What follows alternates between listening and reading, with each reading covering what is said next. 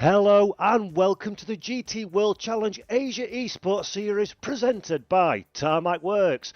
My name is Paul Jeffrey and today I am delighted to be presenting the third round of this exciting new series from the home of the British Grand Prix, the Silverstone Grand Prix circuit.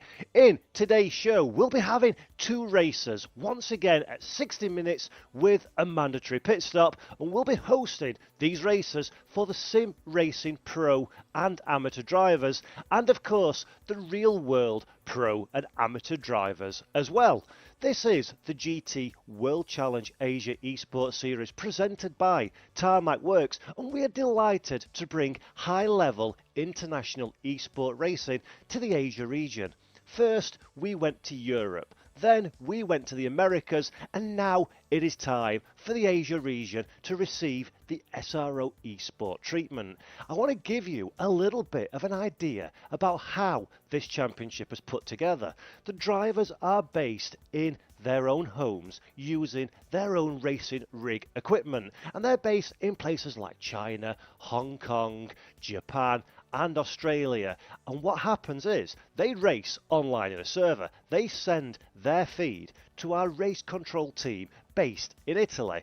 What the Italian team do is then send the feed in real time to the commentators in France and the United Kingdom. The commentators apply their voice on top of it, send the feed back to Italy once again, where the graphics and overlays are put onto the broadcast and sent out on to the world feed. This is done by a company called AK Informatica that run these GT World Challenge Esport Championships, and I think it's a fantastic technical achievement to be able to get such a smooth, low latency quality broadcast out to the drivers and out to the world public as well. So I'm very excited to see this opportunity that has come forth to get the Asia region drivers together in a championship like this and bring the broadcast to you at home. Now, speaking a little bit of the drivers, this is the third round of the championship. We opened the season at the Monza circuit in Italy. Last time out, we raced at Laguna Seca in the United States of America, and now it's the turn of Great Britain and the Silverstone Grand Prix circuit. The race format is a simple one. They are a 60-minute sprint endurance race. There's a mandatory pit stop as well. The drivers will qualify beforehand, and we're made up of two different races today, two different categories. One is for sim racing drivers, professional and amateur, so drivers can qualify in the Asia region through a hot lap competition. If they're fast enough to set a time, they will join the grid and race with their rivals. And then we have the real world pro and am competition, which is exclusively for real world GT drivers in pro and amateur. We've seen great racing across both championships. Last time out at Laguna Seca was once again a Dovisham Padayachi walkaway at the front of the field. Padayachi having won the first two races of the season in the real world category and is performing incredibly highly so far. But with this being the third round, there will be improvements from the drivers across the board. And let's have a look now at the standings ahead of that first race of the day.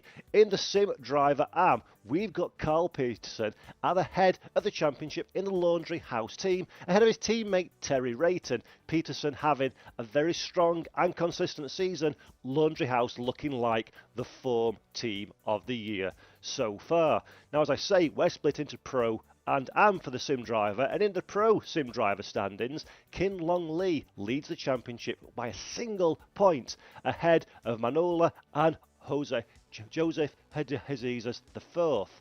Again, very few points separate these drivers. That's all to play for in the remaining two rounds of the season. For the real drivers in the amateur category, it's Kevin C that leads from Yuki Taniguchi in second place, 50 versus 25 points. In this series, there are 25 points for a win, all the way down to 10th place. In the pro standings, Dovizioso Pagliacci again with a perfect score of 50, courtesy of his 2 race victories from the opening 2 rounds of the season. But as we saw last time out at Laguna Seca, anything could happen. Pagliacci, for example, in the Pro Championship, had a very difficult qualification, almost got caught up in a T1 accident at the Andretti hairpin, which is a famous trouble spot at Laguna Seca. So anything could happen in the remaining races, and it usually does. But this weekend, we're at Silverstone. It's the home of the British Grand Prix. It's a high-speed circuit, very different to Laguna Seca last time out. Downforce will be important. Strategy will be important as well, keeping the tyres alive, staying out of trouble and nailing those critical laps, lap after lap, are key to success in this particular venue. And don't forget, there are points on offer as well, so consistency is very important across the board.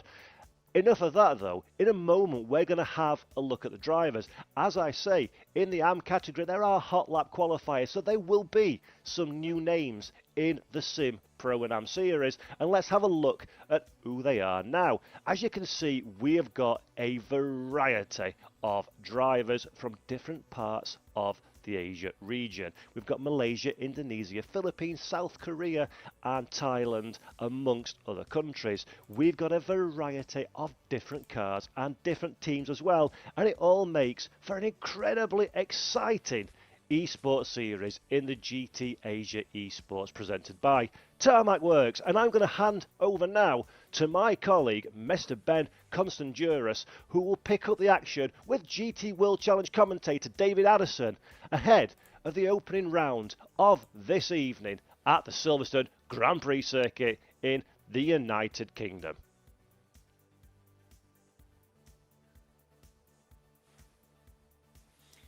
Thank you very much, Paul. Here is the entry lists for both the sim race and the real driver entry list going through there. As we've already seen, the championship standings with Pagliacci with a full 50 points. Plenty of drivers in this entry list will be wanting to be able to, and have the ability also, to claim victory today.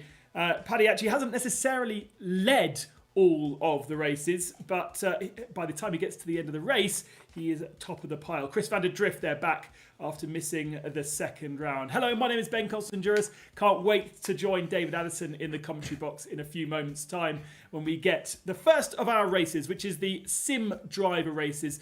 They are the more experienced in their own sims, professional, effectively, sim drivers out there in Asia. And then we'll have the real world drivers join us for the second of our 1 hour races. Don't forget a mandatory pit stop, which is incredibly important. You don't actually need to do anything in the pit stop except put 1 single litre of fuel in the car. You, of course, can put more if you want, and you can also change tyres if you want, but ultimately the idea and the way that the tyres have been built completely identical to the real world tyres, thanks to Pirelli sharing data with the game developers.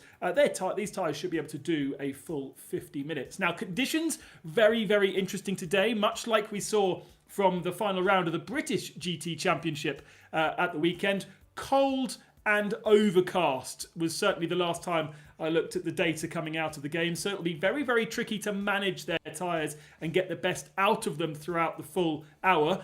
And, of course, with that overcast and the cold conditions means there is the possibility of rain. Now, rain in gaming is incredibly, incredibly difficult to deal with. Very, very low grip. And because you don't have that feel as a driver, a little bit harder to find the ultimate grip. Some cars manage the rain a lot better than others. Certainly the mid-engined cars that we saw when we did this for the European Series certainly dealt with rain better at the Nürburgring.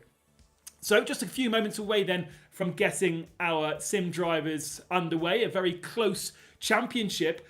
Interestingly though, as you may have seen in that entry list, no De Jesus in the entry list for today.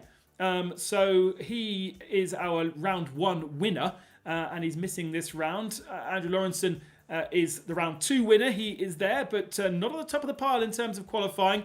So our championship leader actually down in 24th position in qualifying. So really, it is completely open as to who is going to get the best out of the conditions at Silverstone. Silverstone this week, and then the next time we come together, it will be the Spa-Francorchamps circuit. And we'll finish up with Suzuka, which these guys have already raced on in the Charity Cup a couple of months back. That is the rest of the series. So we are 3 rounds in and we have 3 rounds remaining. This is the midpoint of both of our GT World Asia Championships virtually, with 2 rounds left after this one. But of course, we haven't started this one yet. So we've got 3 races still to go. Just a few moments away then from getting ourselves underway, and very exciting to find out exactly who has the potential to do well here. We know that the certain brands go better at Silverstone. Everyone is locked into their brand if they are a pro driver in the sim category. The AMs actually only have 2 spots that they can qualify into. So each brand has 2 spots, and sometimes those spots are already taken away. That's why we've got such a variety of car. And therefore, you may choose to qualify in a Ferrari, or you may choose to qualify in a Nissan. It might be easier to get into the race by choosing a Nissan to qualify in rather than, say, the McLaren. So let's head to the track, and David Addison is your lead commentator for this first 1-hour race with the sim drivers. Thanks, Ben. Can't wait, because we have a really good jumble grid. As you say, championship leader King Long Lee, the pro class championship leader, might as well be starting in Brackley, the nearest town. He's so far back on the grid. Kelvin Chen is the driver on pole position, and we have a very quirky lineup in as much as the bulk of the front is all drivers out of the AM Championship. Not exclusively, but if you have a look at the red background to the numbers as against the whites, you'll see how many AMs are up there against the pros. Kelvin Chen starts on pole position. Philippa Baquida, representing the female element of the championships, a great effort in qualifying to go second fastest. It is Guillaume Kim, third on the grid. Carl Peterson is fourth. Now remember, he had an outright win as an AM back at Monza. Andika Malauna lines up fifth, and Andrew Lawrenson, who had a win last time out at Laguna Seca as a pro, he is sixth on the grid as the cars now accelerate away on to this final warming up lap, a chance for the drivers to get some virtual heat in virtual tyres. The Silverstone Grand Prix circuit is a fabulous challenge, whether you're in a single-seater or a GT car or a touring car. It is one the drivers love, and it is one very well recreated within Assetto Corsa Competizione. So we are in for a fabulous race, especially given not only that jumbled grid, but also the pit stop, and also whatever, Ben, the weather is going to throw at us in this hour. Yes, just 13 degrees track temperature and air temperature. That is very, very cold. It is clear. Well, no, it says it's clear, but it's actually overcast. No rain as such. These guys have been practicing for rainy conditions. They do each week have a test race before we get to the main event, and owing to the data that they picked up within that test race, they are expecting rain at some point, which means we'll have a proper pit stop. They'll have to come in, they'll have to change their tyres, and that will tick off the need to have a pit stop. But the timing of that will be vital, and I think so maybe we will not see early pit stops like we saw in previous rounds, and the drivers will be waiting for that moment, that rain to come, and if it doesn't come, then we'll just have late pit stops. One of the things we discussed at Laguna Seca was why stop early, or why stop late? Well, we were discussing there, because the weather was good, that there was really no point in stopping late. It sometimes might get you out of traffic, but many drivers electing to stop early and get that out of the way. Here, if the weather conditions do change, there is a real point to stopping late, and that point is that you can go onto the correct set of tyres at the correct time. So the drivers, well, I suspect you're right, all be leaving it late, try to second guess the weather, and when they do make the pit stop, try and combine that with, if necessary, a change onto the wet rubber. I've got to say, another big plus point of esports racing is this is the warmest I've ever been at Silverstone in November, Ben. It's got to be applauded. Yes, I'm still in a very, very cold, heatless house, so I'm feeling as cold as they are at Silverstone today. At least it replicates what you experienced across the weekend. Well, it does. We had a very sunny Saturday for British GT's final round. We had a rather foggy start and a chilly Sunday, but a great 3-hour race came out of that, as you would anticipate with a 37-strong field. We're in for a great race here as well, as we've been saying, this really jumbled grid. Now, of course, the Silverstone Grand Prix circuit has this twisty infield element. They go out of Village into the loop, and then the road opens up a little bit through Aintree, speed building all the time at this section, so that when you come onto Wellington Straight, actually this section these days in the majority of cars and categories quicker than the Hanger Straight, which always used to be the fastest part of Silverstone. In turn, at the end of this, you've got the heavy braking zone, and then the cars wiggle their way through the stadium, as it were, through Brooklands, Luffield, and into Woodcote Corner. So now, everybody getting themselves into the Noah's Ark 2x2 formation, ready for the rolling start. You see the Miami blue colours of the Laundry House team locking out one side of the grid, really. The first 3 rows on the outside, all going the way of the Laundry House team, which takes its racing seriously, but only so far, really. It's a good tongue-in-cheek team, and we like that. Matthew Marsh, who we'll see in the second race, is their very industrious public relations manager, with, as I say, his tongue firmly planted in his cheek much of the time. So, get set. We are ready to go racing. It is round 3 of the GT World Challenge Asia Esports Championship presented by Tarmac Works. We're at Silverstone. It's cold. It's dry for the moment. It is the first of our 2 races, this for the Sim Stars. They come out of Woodcote Corner. We're set to go racing with Kelvin Chen in the purple livery on pole position, number 117 in the Porsche. And we wait then for the lights to blink to get the race underway. Mandatory pit stop, don't forget, as the cars now do accelerate away. Kelvin Chen makes the best start. There's also Kim looking to try to move up through from 3rd on the grid, but he can't quite muscle his way up on the inside line there. Philippa Boquida drops back in behind and then moves alongside the race leader. Outside line for Magnus, and through into the lead goes Philippa Boquida. That was really brave stuff on cold tyres round the outside, going out of Magnus into Beckett's for the first time, Ben.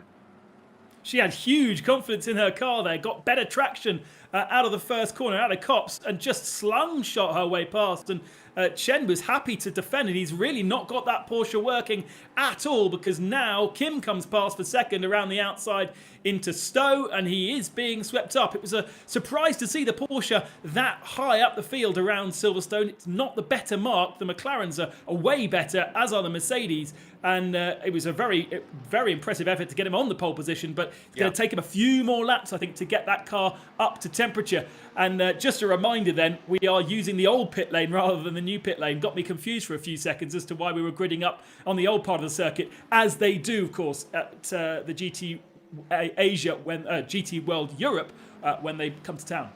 That's absolutely the case, yes. Whoops, one running a little bit wide there. Ferris Stanley, I think that was in his Ferrari. So we have McLaren's 1 and 2 now. Don't forget, when we had the European equivalent here earlier on in the year, during the first lockdown, it was very much within the equivalent race for the sim racers. McLaren's that dominated, didn't they? So Silverstone and McLaren, certainly for esports context, does seem to be a good fit as the race leaders work their way down there towards Brooklands for the first time. So Philippa Boquida, the race leader, a challenge is made there by 889 Andika Malana, the Mercedes, and now he is in the championship, second in the pro category. So he needs to be working his way forward here and banking points. He's just put himself up ahead of Andrew Lawrenson, winner last time out. So a good move that by Malana, and it may well prove to be crucial. But at the end of lap 1, not only is Philippa Boquida the leader, she is, of course, leading outright as an AM. So a really impressive qualifying and first lap, Ben.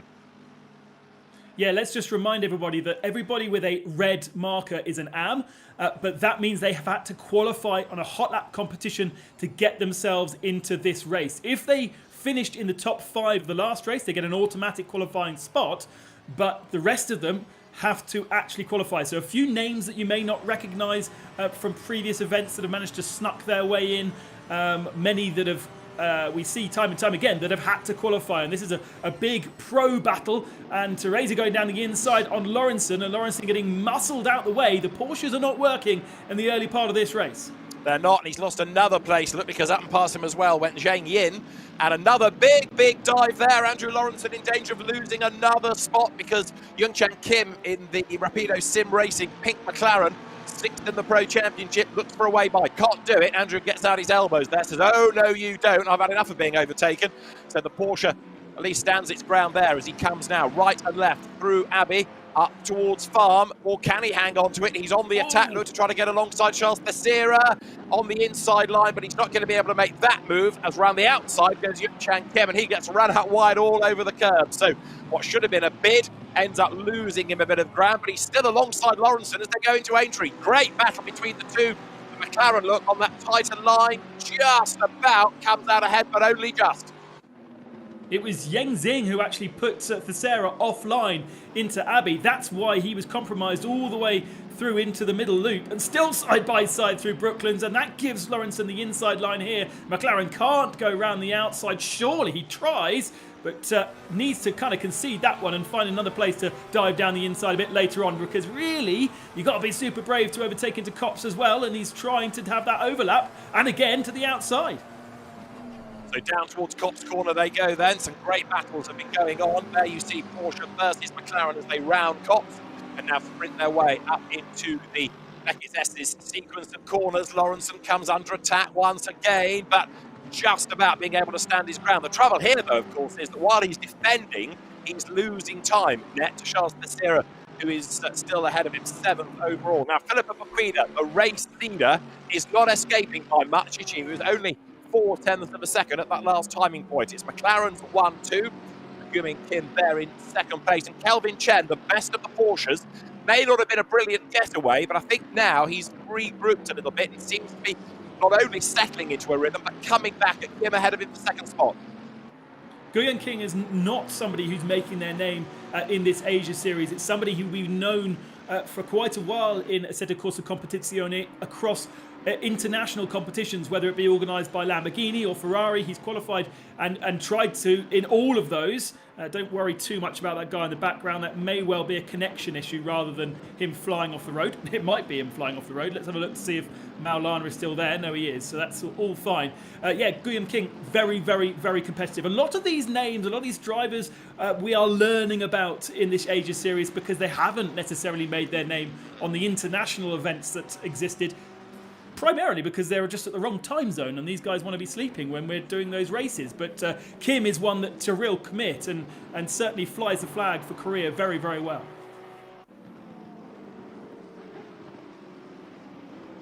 Down to our championship leader, Long Li, is 19th at the moment. Started in 24th position. So he's still got some work to do in a Mercedes, so got the right car underneath him. I've got Aslan just ahead of him, and I think I saw a car peeling to the pits.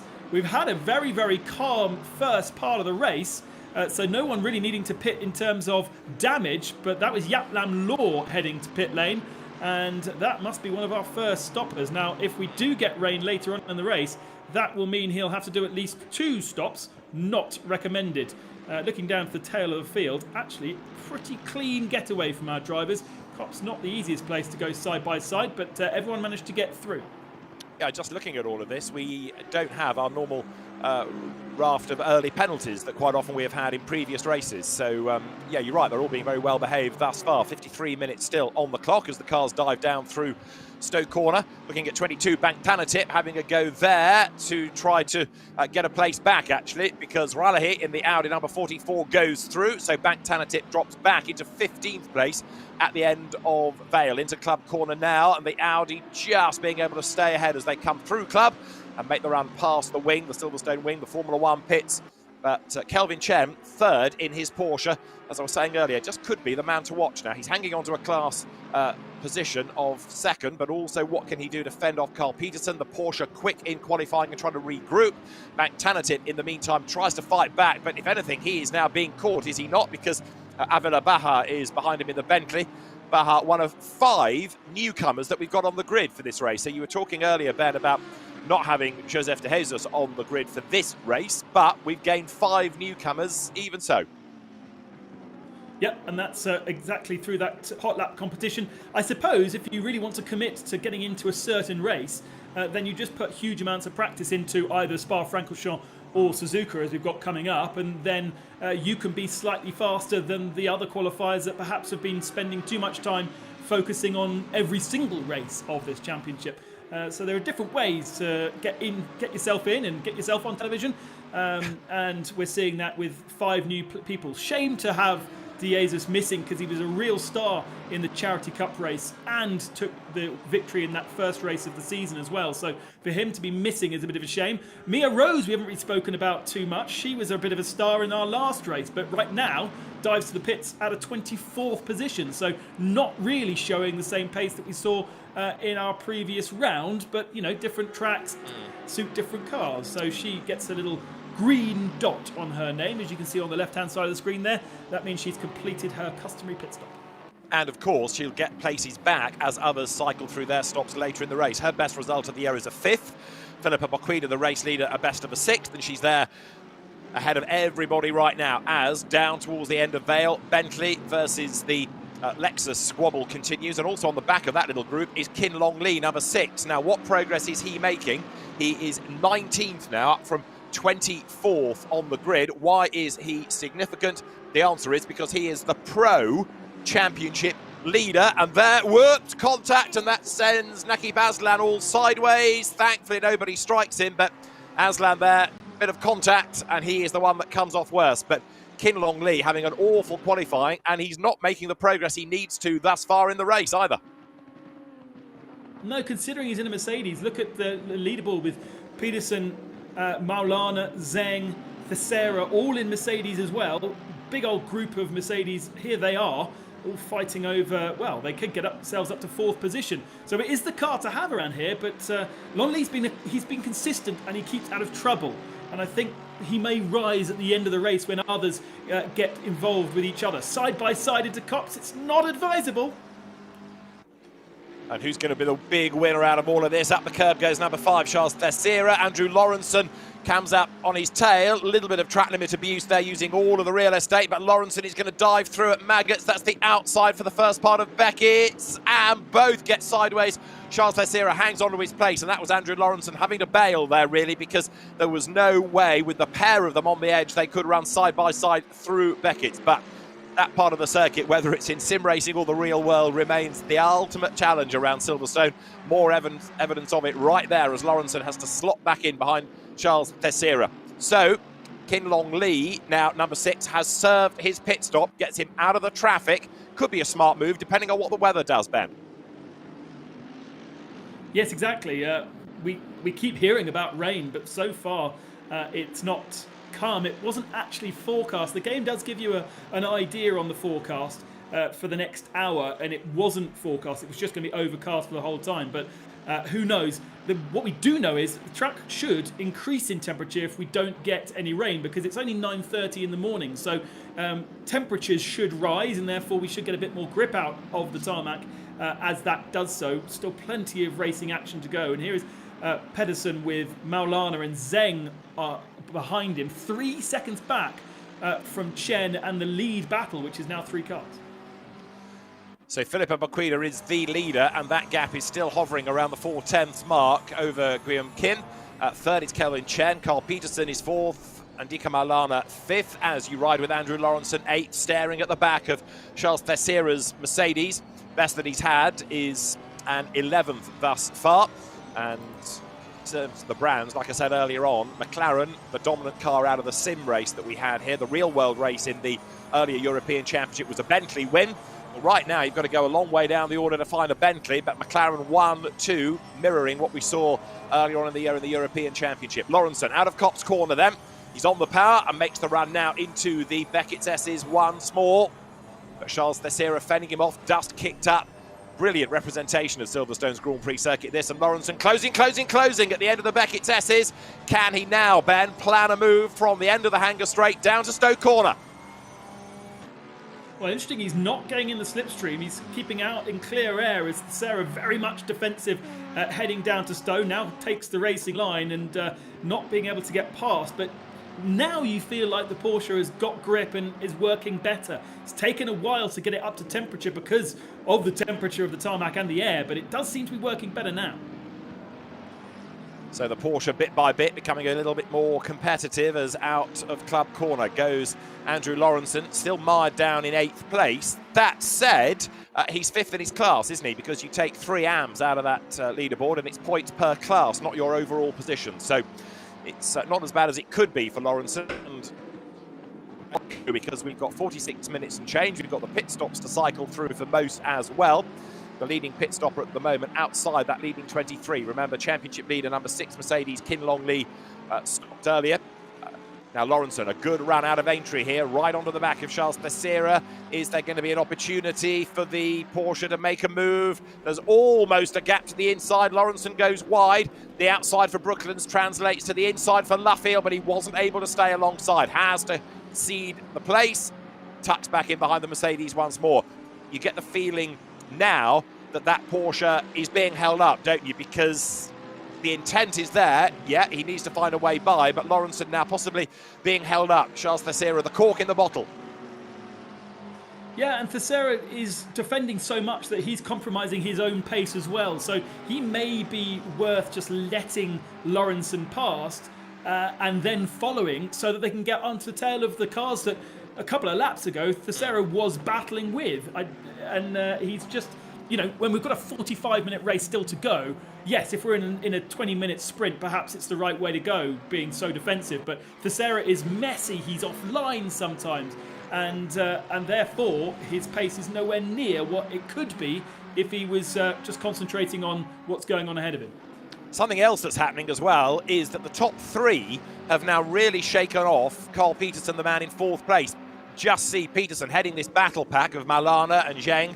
Small gap back to Teixeira, who's now lost that place to Lawrenson, so Lawrenson goes 7th. But Baquida, Kim and Chen, the top 3, have escaped by over 3 seconds now over Carl Peterson in 4th. But Lawrenson finally has done it. He's finally got past Charles Teixeira.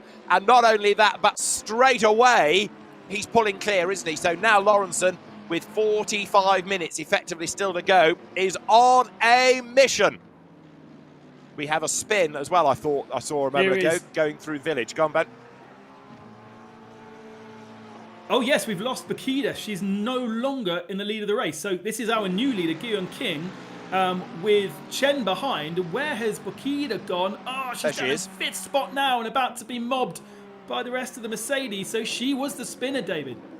Okay, so spotted something going the wrong way, and Philippa Baquida is losing another spot possibly there because Yin Zheng goes through. So that means that Guiman Kim is the leader, but look at Kelvin Chen. It may not have been the best opening lap of the race of anybody at Silverstone, but Kelvin Chen now is taking the battle to the McLaren. Porsche's also qualified well here in the European equivalent back in April, so now rounding Copse Corner there. Guiman Kim is the leader. The McLaren, though, only 3/10 up on Kelvin Chen. And not only that, there are back markers up the road for them to worry about now. Yeah, and those back markers will be the slightly slower drivers that have pitted because generally the sim field is so tight in terms of time. As Charles Teixeira, again, keep saying it, very, very messy, especially through Maggots and Beckett's offline. And he managed to hook up the last part there, but he was offline beforehand. It is not an easy section because as soon as you go slightly offline in one part, then you're offline for all of it, and you really have to back out the throttle and lose a chunk of time. I understand that there was contact between Philippa Baquida and Guiman Kim, so it might be that story is not yet over. Kim leads on the road, but there may well be a discussion post-race as Carl Peterson gets mugged there, bit of hit and shoulder by Yin Zheng, 94 Mercedes that gets up the inside. Philippa Baquida busy trying to defend from Andrew Lawrenson, so all of a sudden, because you've seen Andika Maulana go through, Carl Peterson has lost another place, and now coming under attack from Baquida, from Lawrenson, et al. As they come up towards Village. That's Charles Teixeira trying to get back on the inside of Zhen. This was the pinch point a lap ago that did for Philippa Baquida, and now the Mercedes are rubbing contact against one another door to door. Treble 9 there. Ryan Houlihan, the Australian, is next in the queue, but this ain't over yet by a long chalk, is it? And again, it's all about momentum. Jeopardise your momentum at one part of the circuit, and you're jeopardised by a good few corners. Now Teixeira looks to the inside, nearly has 3 wide going to Brooklands. And if Zen can just hold on around the outside in Brooklands, he's got the inside line for Luffield. Yes, just about keeps the overlap. But we've got a spinner there from the Porsche ahead, and that splits the two of them. And that's Lawrenson who's made a mistake. Yeah, very slow indeed. One Bales in the background for the pits. We'll come to him in a moment as the battle pack now for what is this? 4th, 5th, 6th, 7th, 8th, 9th, 10th. Pours across the line, but Andrew Lawrenson, having gained ground a lap ago, has now squandered that by an error seemingly going through Luffield. So that puts Lawrenson back down into 7th place. Kim leads Chen, and that gap has just crept up a little bit. But now Andika Maulana, second in the Pro Championship. He could well be the man to watch now. Maulana with a best result this year of a 3rd place, but he's really pushing hard as you're on board with Ryan Houlihan. 9th, Charles Teixeira is ahead of him. You're on board the 999 McLaren. Down into Stowe then. And side by side, Teixeira dives up the inside of Lawrenson and puts Lawrenson off on the outside line. He's just will have the inside, or chooses against having the inside. He's really lost momentum again, and so now it's the McLaren of Houlihan diving to the inside. That doesn't work out for him, but could try the switchback. And again, it's Teixeira at the head of the field now, but he's the one that seems to be scrappy and seems to be struggling. So let's now see if they can all just settle down a little bit. Kim leads Chen by a second. Then there's a 4-second gap to Maulana, who's on his own. Pedersen is 1.5 back, but was leading this train that we were seeing earlier. She just needs to get her head down now. She's got the ability to be right up at the head of the field. She's got clear air ahead of her, and so as long as she's not challenged too much, that would be the way forward. And the reason that she'd lost the lead, I've just had a photograph sent to me of it. It wasn't Kim getting up the inside. He just ran into the back, going late braking into Village, and that was enough to tag the back of the car, unsettle Philippa Boquida and turn her around. So it was front to back contact, not trying to get up the inside. As you see Lawrenson on the attack of Charles Teixeira. We've been here before with Andrew Lawrenson. It took him a while. Finally did. He was able to sprint away, only to make that mistake and lose the time. So past the pits they come, down to Copse Corner. Lead gap still hovering around the 7/10 of a second mark as the field now accelerates out of Copse Corner, but it is William Kim ahead of Kelvin Chen and Dika Maulana, then set to perhaps take over the lead of the championship, provisionally 3rd, but he's not really closing significantly on the top 2. And we've got a 10-second penalty for the 55 car. So Guillaume King being deemed to be responsible for that collision with Boquida. 10-second penalty will be coming their way. That will be displayed on the timing screen once the race director inputs it into the timing. All the other ones that come up kind of automatically are done inside limits and things like that. Amazing, actually, to see how good these drivers are being with track limits, because we've not seen any penalties for the start race procedure, and we haven't seen anybody being penalised for gaining an advantage. And the game is very well equipped for calculating if you gain an advantage by running off the track. So you can do like that and get 4 wheels off the circuit. If the game thinks you've benefited too much by it, it'll give you a penalty. It'll give you a warning a couple of times before that, but it's a much nicer system than we find in other platforms, where as soon as you put 4 wheels off, you get instantly a slowdown or instantly a penalty point.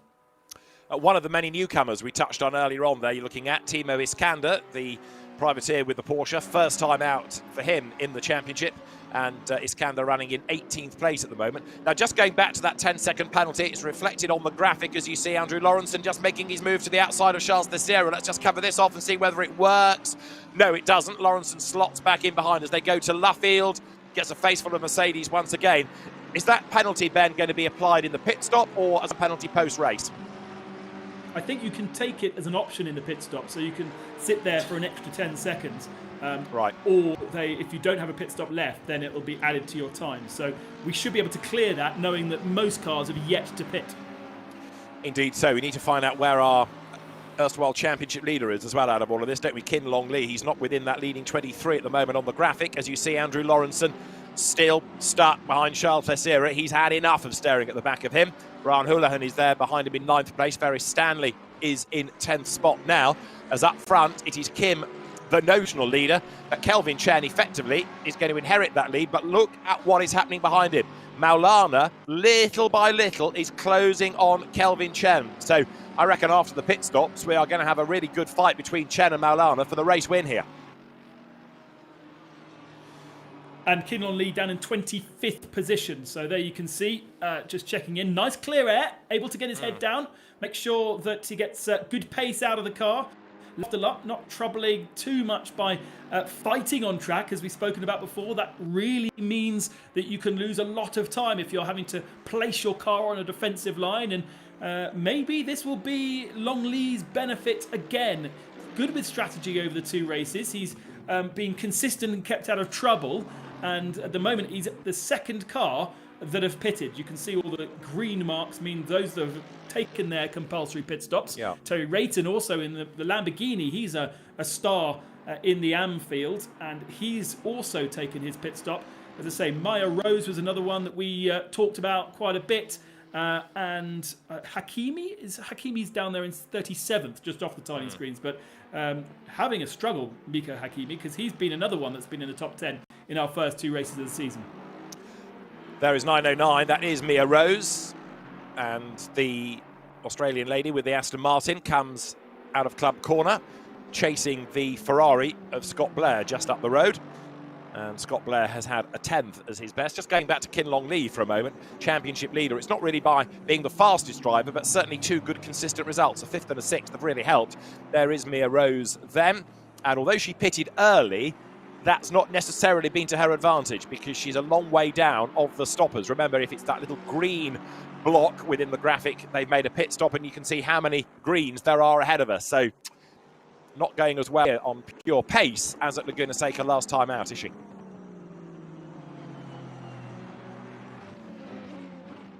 Battle on still. Andrew Lawrenson on the tail of Charles Fessiruk here, coming out of Stowe Corner, wide over the curb and down to Vale. The end of it. Is this going to be a chance for Lawrenson to make his move? Not there, it's not.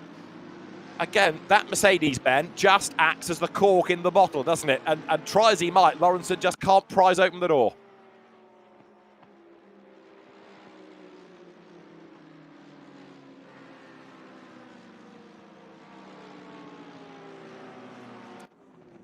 Porsche goes out of farm, then up now towards village, closing under braking, and also Andrew Lawrenson has got to be careful out of all of this that he doesn't get stuck there and he's caught by Ryan Houlihan, who is next in the queue. Again, he's really toey coming up through the loop. Goes out wide, and we've got a car in trouble. That's a lapped Nissan getting out of the way as much as having a problem, so nothing to panic about. But look at the McLaren of Houlihan. He's having a very good lap here now and bringing down that gap. Is he going to make a move? Yes, he is. Pulls out, has a look, brakes late. Not late enough, though. So Andrew Lawrenson hangs on to the position as they come through Brooklands, up now towards Luffield.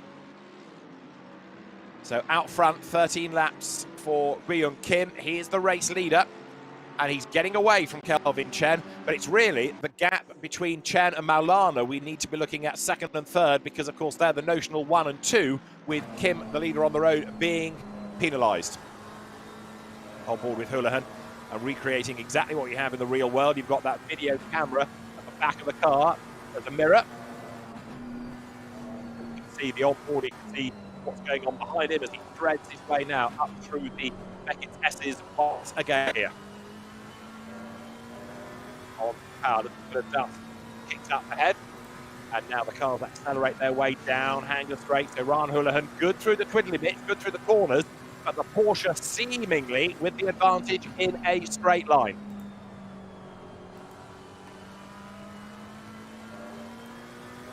Yeah, lovely view on board. Of course, all those zeros that you see in the dashboard, they would usually be filled with numbers for the driver, so he can see exactly what the temperature and the pressure of each of the tyres is. That's really useful information for him, because I think we spoke about it quite a bit in the last round, keeping the tyres within a window. They can go too hot and therefore lose grip, as well as being too cold and losing grip. And so that information of exactly how much pressure is in each tyre works out really well. Push the tyre too hard, get it sliding, overheat, overpressure the tyre, you lose pace in the car. You might be doing exactly the same thing. You might be braking in the same places, turning in the same places, but the car is not reacting in the same way. Now there, number 44 Audi goes through. Solofonarina Raleigh in the BMR Racing Team car from Madagascar as she turns into Brooklands. Now Kim leading gap, coming down once again. Maulana is not hacking away at Chen's advantage.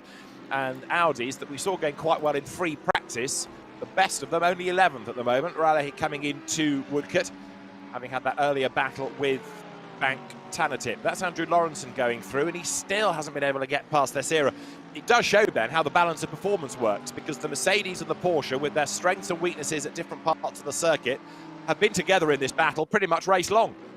Yeah, absolutely. And remember that in the European Series, we had that success ballast for, I think it was the top 3 of each category. So that kind of changed how the different brands work, punishing certain brands after success in certain other races. But we don't have that in the Asian Series, and therefore we really get a chance to see just how good the SRO balance of performance is, the real world balance of performance, that is then inputted into the game. And I don't think that our competition organiser AK Informatica has actually done any extra BOP. I think it's all thanks to the real world being translated into this virtual. Well, Andrew Lawrenson, I suspect, would be rather hoping there was a bit more weight, for example, in the Mercedes, because he's running out of ideas of how to get past Charles Teixeira now. The best that Charles has had this year is an 11th, even though he always seems to have been within that leading group early on. He seems to wilt late race, and maybe that will happen again here.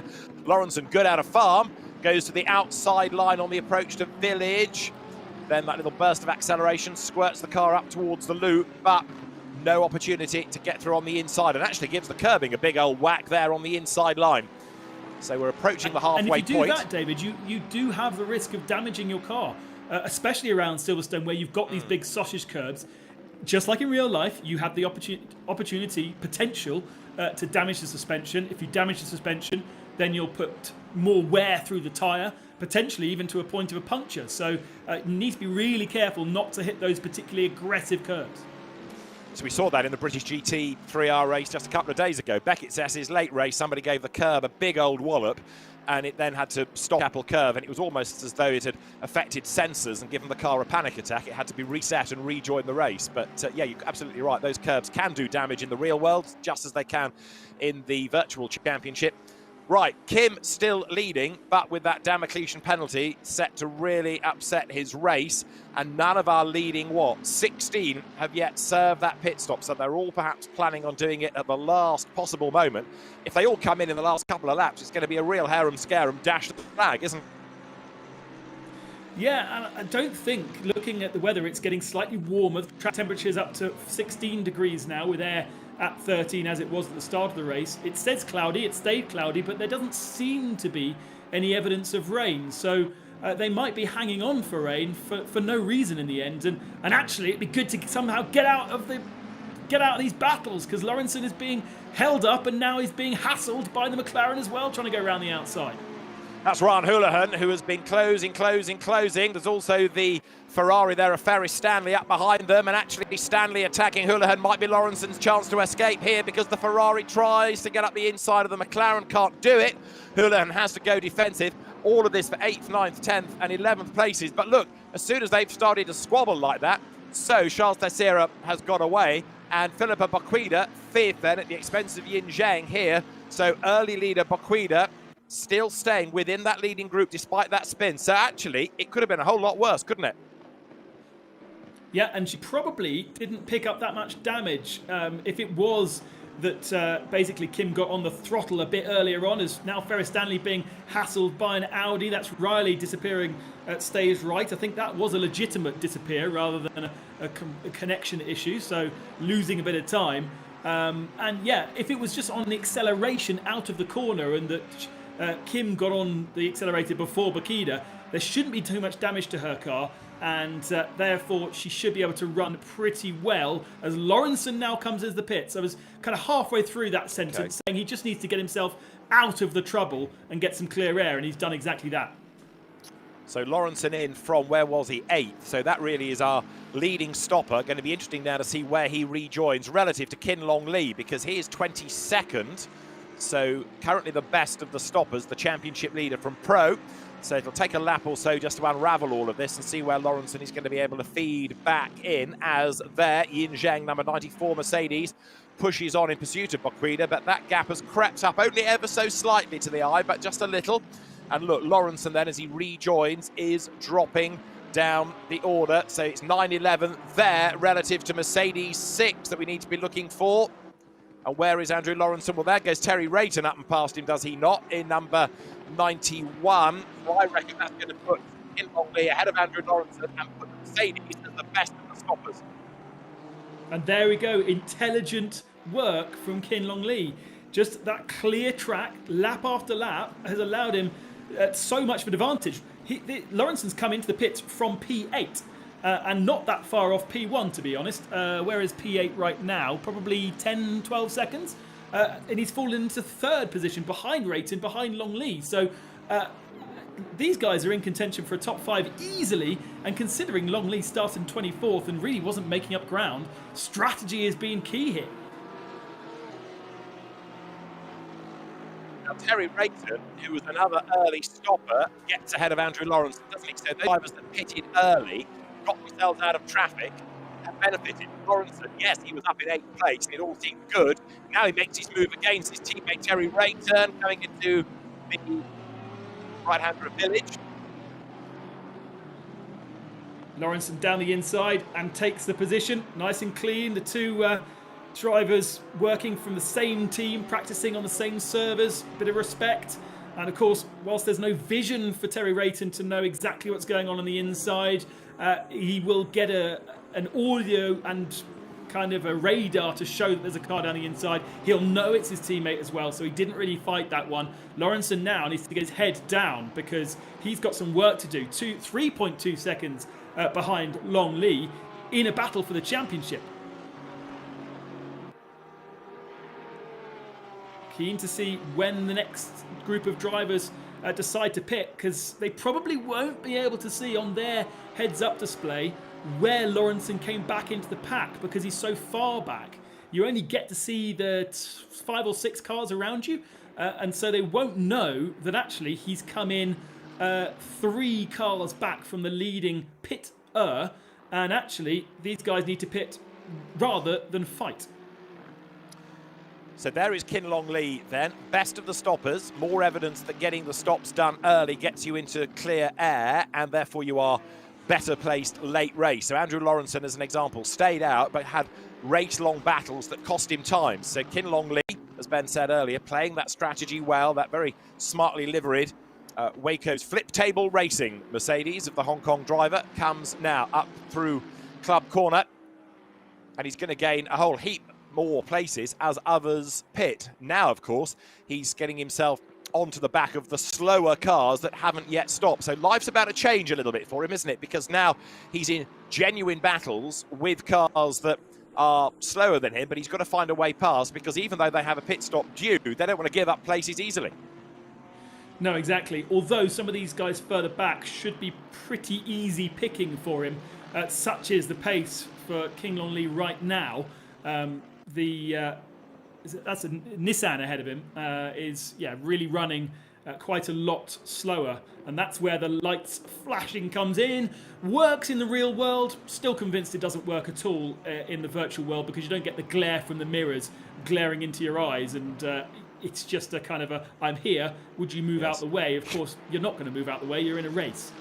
It was described on Sunday by McLaren factory driver Joe Osborne as the stress button. So when you got stuck there for a while and you're running out of ideas and you start to get all antsy, then you start flashing the lights. So the stress button it became dubbed as. There is Kin Long Lee. He's stuck behind Isaac Norman's Nissan. Now, Isaac Norman's better result out of the two is a 21st place. So that gives you an idea that, okay, he's 19th on the road. He's kind of in his normal habitat, but that is not regularly as quick a driver as Lee, who is stuck behind him. But now you've got 2 real grunt-and-go cars here, the front-engine Nissan, the front-engine Mercedes running together, and Lee looking for a way by. And he's got to be good about this, got to be quick, because look who is behind him. Lawrenson in the Porsche is inching up onto the back of him. And, of course, Lawrenson should be quicker. He out-qualified the Mercedes. Lee, with his elbows out, goes through, yes, gets the place at Stowe. But Andrew Lawrenson, quicker in qualifying, ran higher in the earlier stint. He's the next man charging along behind and bringing down that gap to the Mercedes. Now, what these drivers may have set up is an audio warning when there's a car alongside you. And so even if you just get your nose alongside the other car, like Ferris has right now, you'll get an the other driver will get an audio warning to say there's a car alongside, and because you can't turn your head to look, you don't know how far alongside they are, so you do try to avoid an accident by kind of turning away from the car up the inside of them, and that's exactly what happened there to Ryan Houlihan, who had, probably in the real world, every right to just turn in on the guy on the inside of him. But look how respectful they are, giving him lots and lots of room, and they run side by side for corners. In the real world, you just wouldn't do that. But again, coming into Maggotts and Beckett's, they're still side by side. Oh, the Ferraris lost it. They both go all over the place. Yeah, almost more respect in the world of sim racing for side by side than you have in the real world, because you don't have that spotter in the real world like you do in the virtual. Yeah, Ferris Stanley got sideways in the Ferrari, didn't he? Ryan Houlihan off the road and has lost the place. I wonder whether he gave that up, thinking, well, I did miss a bit of Beckett's and I've gained the place. Maybe I should give that back rather than get any penalty, because he was off the road and did gain an advantage. Have a look also at this gap then between Chen and Maulana, second and third on the road, but really 1 and 2 in the race because of Kim's penalty. The gap has come down a little bit more. It's not been slashed by Maulana, but from over 4 seconds about 15 minutes ago, 20 minutes ago, it has come down to 2.3 seconds. So little by little, Maulana, 889 Mercedes, up from the third row of the grid, is catching the man that started on pole position. So last lap, Kim Young King did a 59.4, Kelvin Chen did a 59.0, Maulana did a 58.2, which is similar to what Kin Long Lee is doing further back, and Andrew Lawrenson. So you really want to be in the 58s if you're going to be competing, and you know that is a second loss, bang, like that, from that one lap. Perhaps it's traffic, perhaps that's the reason why they're lapping slightly slower, but on a completely different part of the track, you've got guys that are now running with the ability perhaps to challenge for victory, and actually looking at the timing screens, Danatip in the Lamborghini has got himself up into second spot virtually in those that have pitted ahead of Lawrenson. So that's a little battle going on. Yes, I was about to query that, because I would have thought that Tanatip, who was a relatively recent stopper, was going to be lower down. But no, you're right, he is there ahead of Andrew Lawrenson, but only just. But what is interesting as well is that Charles Thessera, for example, who pitted last time, has fallen completely out of that top 23. The point being that those that stopped earlier do seem to be now having an advantage. Now into the pits has just come Young Chan Kim, also now in is Sai Prithvi, McLaren's both, but those drivers that are stopping now out of the leading dozen do seem to fall a long way down the order. So what is this going to do to the Kim Chen Maulana group, for example? There is the Tanatip Lawrenson fight. 16th place overall. Bank Tanatip in the Lamborghini goes through, hangs onto the place. The Katana Motorsport entry keeps the Laundry House Porsche at bay, but only just. We know that Lawrenson is quick and he's all over the back of Bank Tanatip now. We've also got a drive-through penalty for Young Chan Kim, who I think is taking that right now. No, he's just come out of the pits. So that must be speeding in pit lane that's been given to him by the game. And so he's going to have to do another pit stop. That's going to take him well out of contention. And I think he may well have been... actually, he's falling down the timing order now, so he wasn't that far up. But that's a shame that he'll have to do 2 pit stops rather than 1. Yeah, those drivers that are pitting, we need to keep an eye to, because, of course, you come into the pits just at the timing line, but the next timing point after your pit stop, as there Lawrenson does go past Tanatip at Club Corner, is where you're going to get your real position, if you like, pit exit, so you drop down. So we need to sort of wait for the next timing point before we get that true situation. Lawrenson then, just like we saw earlier with Thessera, when he finally found a way past, he streaks clear instantly. So Andrew Lawrenson, when he's in clear air, is very quick indeed, but can he now do enough to get onto terms with Kin Long Lee? Because it's quite a big gap. You see the Mercedes a long way up the road now, 13th place overall. Maulana getting ever closer to Kelvin Chen for second place, which is going to be the race lead battle between the two of them. Here the leading cars are, and it is just at the moment Kim ahead of Chen. That's only half a second, and bear in mind the leader, Ben, has got that 10-second penalty to serve. Yeah, exactly. So I think he might still grab himself a top 5 when everything shakes out, depending on how close everything is when we have the pit stops. Long Lee is now 4.2 seconds ahead of Lawrenson. So there's a big old gap that all of these guys that haven't pitted, the top 12, could slot themselves into once they decide to take their pit stop. Still waiting for those with 17 minutes remaining. I think more and more now, there's not much point in waiting for the rain. Or there's less of an advantage, perhaps, for the guys at the head of the field. If they are able to keep this pace up, keep matching the pace of the guys further back, all well and good. But look, Lawrenson on that last lap, making a pass, did a 2-minute lap. That's nearly 2 seconds slower than where he really needs to be. So it just proves how much traffic is making a difference when usually these guys are on a qualifying lap within a tenth or two of each other.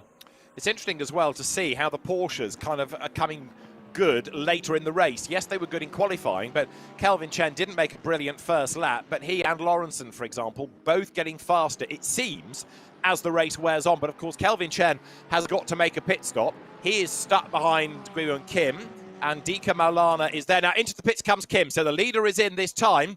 There is Kelvin Chen, who now takes over the race lead, and we'll see what that is going to do to the driver that did have the race lead as 390 BMW goes through. Yatlam Law, another of the Waco's flip table cars. He's just got up past Bank Panatip, has he not? Yes, so that is Law, who's made his pit stop, gaining places on the track and, of course, on the proper race result. It's a shame that we don't get more information out of the pits, because something has artificially put Tanatip out of position for me. He shouldn't be this high up, and the pace of the guys around him shows that actually he is slightly struggling to keep up with the pace. I wonder whether people are doing something with tyres in a way that he did not. It's very difficult to know. We haven't actually seen anybody making a pit stop, and you don't have mechanics jumping out with tyres in hand. So it is a bit tricky to understand, but certainly he feels to me as though he's artificially high up. Here is Guillaume King, our one-time leader, having served his 10-second penalty and his compulsory pit stop. Is he still in a... Yeah, he is still in the lead of the race, ahead of King Long Lee. He is, but then... Yes. Well, for the moment, he should be. Let's just see. He was a long, long way ahead anyway, wasn't he, before the pit stop? So even allowing for the 10 seconds, he should still be clear. But let's just wait and see at the next sector point. Yes, there he is. So only by a little, but Kim is the best of the stoppers. But the fascination is where Kelvin Chen and Andika Maulana will feed in relative to him. They should be ahead, of course, unless they have a really bad pit stop, because they will be 10 seconds quicker in the pits, as will others. Yes, exactly. So that really then leans to the front three that haven't pitted right now, coming out of the pits as the front three that have pitted as well. More of a question mark over where Pedersen and Bokida slot in, being 4.5 seconds back from those leading contenders. But Guillaume Kim, in theory, should have sat 10 seconds more in the pits than the others will be able to achieve. Yeah. If they are not doing anything to service the car, like adding fuel or changing tyres, which there shouldn't be a need to. This pit stop thing is more of a strategic bit of fun for us than actually a functional thing for the cars. We haven't really needed at any of the races we've had so far to add fuel or to change tyres. But maybe the front tyres are taking a bit more of a pounding because of the low temperatures and because of the sliding. The left front takes a lot of bashing around Silverstone, and maybe some people have decided to change the front tyres because of that and give them a bit more pace come the end of the race. Well, I'll keep an eye on the times and see if we get some really good lap times as Bokida now comes out. That's right. So she has served her mandatory stop, and does that put her ahead of Kim? It, in a sense, should do. Yes, I think it has, like because, of course, that penalty was put there because of the contact between them, and in theory, to right that wrong. So Kim should drop now behind Philippa Bokida. So that puts her as the best of the stoppers, doesn't it? For the moment, into what you might call a class lead. We still need to see where Chen and Maulana blend back in relative to her, because she was behind them anyway. But right now, Philippa Bokida for Laundry House in the McLaren, 326 the number on the car. That is the best of those that have served a stop from the penalised Kim, and then Kim Long Lee, third of those that served a stop. And of course, he was a very early pit stopper. Shows how much Lawrenson lost by squabbling, really, doesn't it? Absolutely. Because he came in, he was with these guys at one point, but with so much kind of defensive work from Thessera, for instance, and Tessera has pitted and he's even further behind. Yeah. So they really did lose a huge amount. He should have just come into the pits early doors, cleared the traffic, get his head down and bang in some hot laps. But it hasn't worked out for him. And again, that early stop from King Long Lee is definitely elevated him up from where he started the race in 24th spot. Now this is for the race lead, but also these are two different class leaders. Kelvin Chen, yet to stop in the Porsche, leads. Andika Maulana, yet to stop in the Mercedes. It is an AM leading the race. It is a Pro in second. Now, yes, everybody wants to win, but if Maulana were really savvy about this, he might not feel the need to really force the issue and just take the maximum points in his class. That said, he does tee up to have a go on the inside heading into Stowe Corner. Ben, we've only got 12 minutes to go here, so they're not far away from having to serve that pit stop. And is this battle going to be rejoined after it, or are they going to settle for class honours, do you think? Well, we may be talking about the undercut and overcut here. If Maulana comes into the pits and kind of catches the Porsche off guard, he may come out and have some clear air to bang in one lap, which would be enough to then get him past the Porsche. But certain parts of the circuit, that Porsche looks really, really good. Looks slightly loose through the faster corners, but is able to carry more momentum than Mercedes, that's for sure. So this is between the car that started on pole and the car that qualified fifth. And it could be that we have our second outright win for an AM, because that's what Carl Peterson achieved against expectation at Monza. And it is what Kelvin Chen is doing here by being the race leader, and he's maintaining the advantage as the Porsche howls its way down to Brooklands. You're looking back from the Porsche, forwards here from the Mercedes. Andika Maulana rides the curb then and closes up a little bit more onto the tail of the 911 as they come through Luffield. Now he's either going to go for the pits this time. No for Chen, no for Maulana. They're so wrapped up in their battle, they're staying out there, but now Maulana does make his move for the race lead. Down towards Copse Corner on the inside, but Ben, by squabbling, they're holding themselves up. Maulana has done it and gone through, but have they wasted too much time by having that battle, do you think? Lap times were good, 58s, both of them, 58.2 for Maulana, and their pass was pretty clean considering they're going side by side into Copse. So Maulana now, head down, make sure you don't lose, actually didn't really lose much time at all. It looks to be 4 to 5 tenths of a second through the first part of the lap. Kelvin Chen 1 second slower than he was on his average time. So now Maulana, as long as Chen doesn't throw it down the inside unnecessarily, can at least get his head down maybe for 1 or 2 more laps and then finally pit. Or Chen comes into the pits. He doesn't seem like he's being held up though, does he? He's not close enough. I don't think that Porsche's got the pace of the Mercedes at this late part of the race. Interesting, isn't it? Because a while ago we thought Porsches were coming on stronger as the race wore on. Now, yes, Chen has dropped back, and Maulana, it's taken him a long, long time, almost 50 minutes to hit the front, hasn't it? It's only now that he's chipped and chipped and chipped away and been able to do it. So is it the Porsche wilting? Is it Maulana just being able to up his pace towards the very end? And, of course, what's going to happen after the pit stop? Look behind them, there's Carl Peterson third, and he has yet to stop. Where is the leading stopper? It is still Philippa Baquida, but Guion Kim chasing on behind. So that battle is not yet resolved. And the championship leader, Kin Long Lee, number 6 Mercedes, we need to see as well, because Long Lee going for class points. Still not a winner this year, but ultra consistent. Into the last 9 minutes, does the pit lane beckon now for either Chen, having lost his lead, or Maulana that's taken it. Chen suggesting he's going to come in this time, maybe on that tighter line. Let's see. Does he bail right for the pit lane? No, stays out. Surprisingly, that they are both going as long into the race as they are. Yeah, I think if I was Chen, having lost the lead of the race, I think I would reset myself by taking that pit stop, placing myself in a different part of the track, and then maybe being able to at least hold track position against my other rivals. But at the moment, he is very much in a different spot. Now, we talked about Bank Tanatip being artificially, we felt, out of position. He's about the only person on track that is faster than his kind of average time. So whatever he did in the pit stop, and I thought it was a fast pit stop, but he's able to match his best laps, basically. That's how my timing screen works. It kind of predicts the lap time as opposed to compare to the average lap time that he's doing. Nice clear track, though, for Andika Maulana. No people ahead of him to slow him down. He got a little bit of information from his dashboard there. Traction control and ABS set to 3, so asking a little bit of help. Also map 2. Now that is interesting. Not something that anybody informed me of, but they are not running at full fuel usage, which means they did in the Mercedes need to save a little bit of fuel. And maybe they didn't need to in the Lamborghini, and therefore the Lamborghini didn't need to take as much fuel. But certainly, fuel was a question mark for this hour race around Silverstone. And is that why Mailana perhaps has taken his time to hit the front, that he was being a little bit more conservative early on? Yeah, exactly. Sitting in the slipstream, lifting and coasting a little bit would have saved a decent amount of fuel. He'll have knowledge of exactly how much fuel he still has in the car. We can't see it because that would be kind of unfair to the rest of the rivals.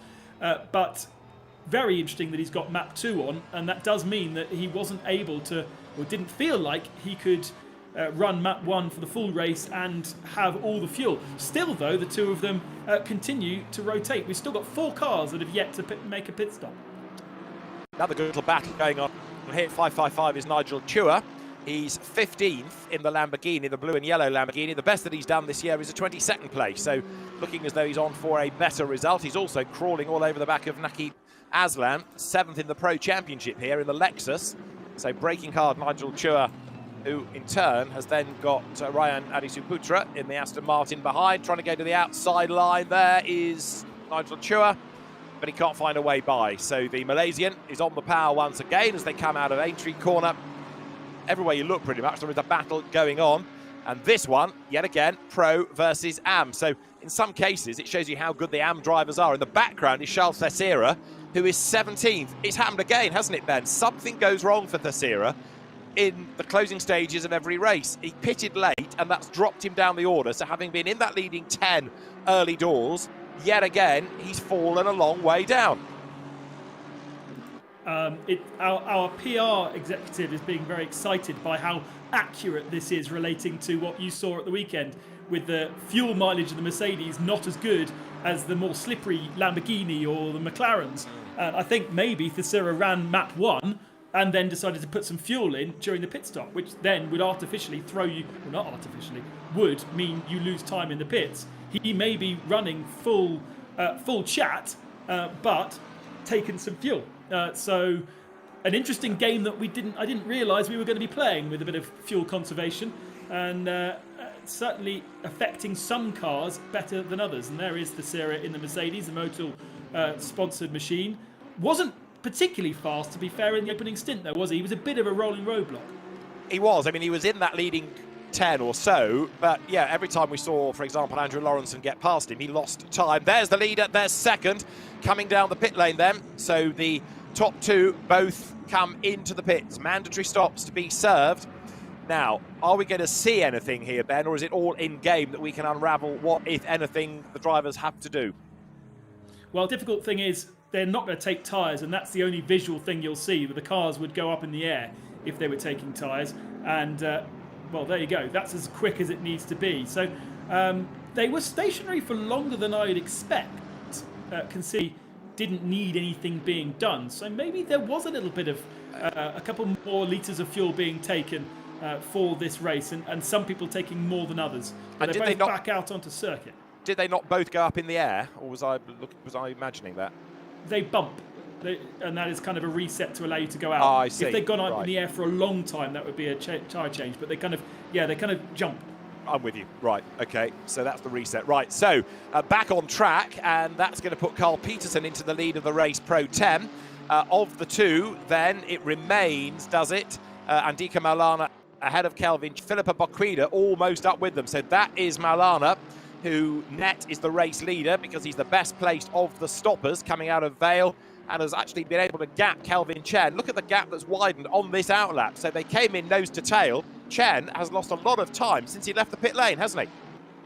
Yeah, I mean, they didn't change tyres, so it's not like they're now running on cold tyres, but just not the confidence on that coming back out. They would have presumably lost some temperature on the surface of the tyre just by sitting in the pits for a little bit. We talked about that in Laguna Seca, how if your tyres are overheated, perhaps going into the pits would cool them down and calm them down. there is a heat soak issue in the real world where your brakes actually would warm the rim of the tyre more, so you'll get more internal heat but less surface temperature.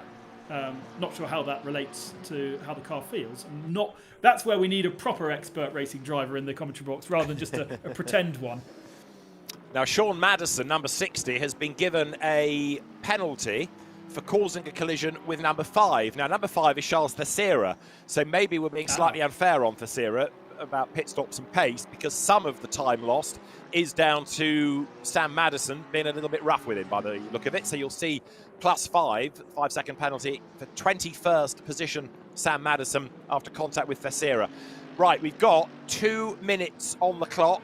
What is a lap time? Is this the last lap, Ben? The lap times are 1:58 usually, right. So we are pretty close, aren't we? The last of our pit stoppers have made their stops, just waiting for the graphics on the left-hand side to sort themselves out when they get to the bottom of the hangar straight. It's certainly not that those 4 drivers are all ahead. Certainly Ferris, Stanley and the Ferrari and Ryan Houlihan should be dropping into the late top 10. And here we go, now we get it sorted out. Pedersen in second position. No, behind Bokida, and Bokida now looking to the inside of the Porsche, late on the brakes, side by side. Is there contact? No, there is not, and Bokida moves into second position. And not only that, but the lead of the AM class. So Philippa Bokida takes over a class lead. She led out right early on, and a really good feisty drive back into contention, having been tapped into that spin. So you've got a new AM leader. Kelvin Chen has been there race long, but after 59 minutes just about of being the AM class leader, not anymore, because Philippa Bokida goes back ahead and reasserts herself. So she is up front within the AM category, 3 seconds back from Andika Malana. Has that spurred Kelvin Chen into action all of a sudden, thinking, hang on, I've lost my class lead, because he's trying to come back at the McLaren. Now, are they going to squeeze one more lap out of this? If they are, it gives him a chance maybe to fight back. But either way, it's Andika Maulana up front as the cars come down towards Brooklands. 25 seconds on the clock now, Ben.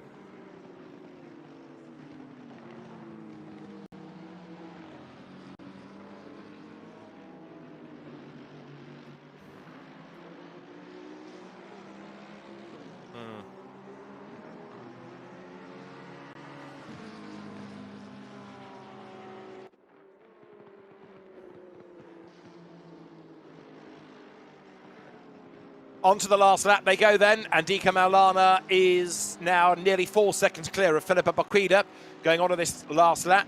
And it's Kelvin Chen in third. And all of a sudden, Chen is dropping a long, long way back. Now, is there a problem for the Porsche? Has something developed after that pit stop? Is this about fuel? Because that car is nowhere near as competitive as it was. And it might be Kelvin Chen having lost a little bit of spirit. But just look, you can see the way the gap has suddenly opened up. And if anything, Chen now is going to come under attack, it seems, from Carl Peterson.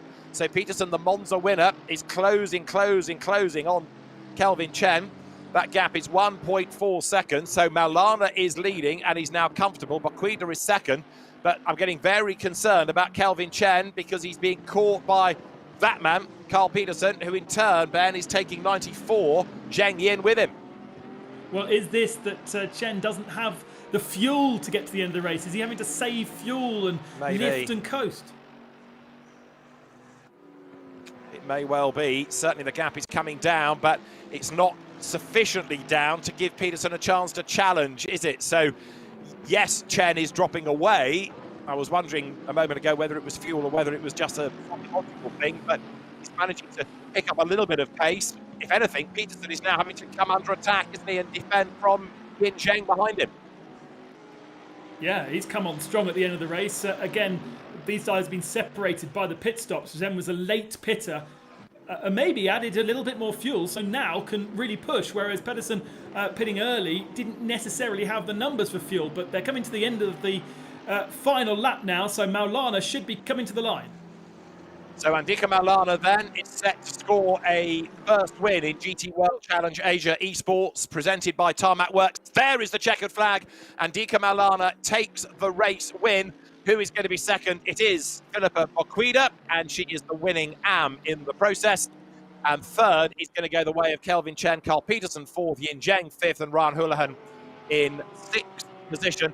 there is Andrew Lawrenson, who is going to come home in 10th place. So Kin Long Lee taking 9th. Championship's going to be fascinating at the end of this, isn't it? With drivers in different places. A weird result in a sense for some of them. And there was definitely something else going on in that race with strategy. Fuel was more of a thing, I think, than we thought, and perhaps getting the tyres all the way to the end of the race as well. I wonder whether they just said no by the end of the 1 hour because of the cold temperature. If it had been a normal temperature, if it had been in its 20s, probably not normal for Silverstone, then maybe the tyres would have lasted for an hour. But I think perhaps there were some struggles that we weren't aware of at the end of that race, that's for sure. And are they going to translate into a pro race, I wonder? Well, it has given us a third different outright winner of the season.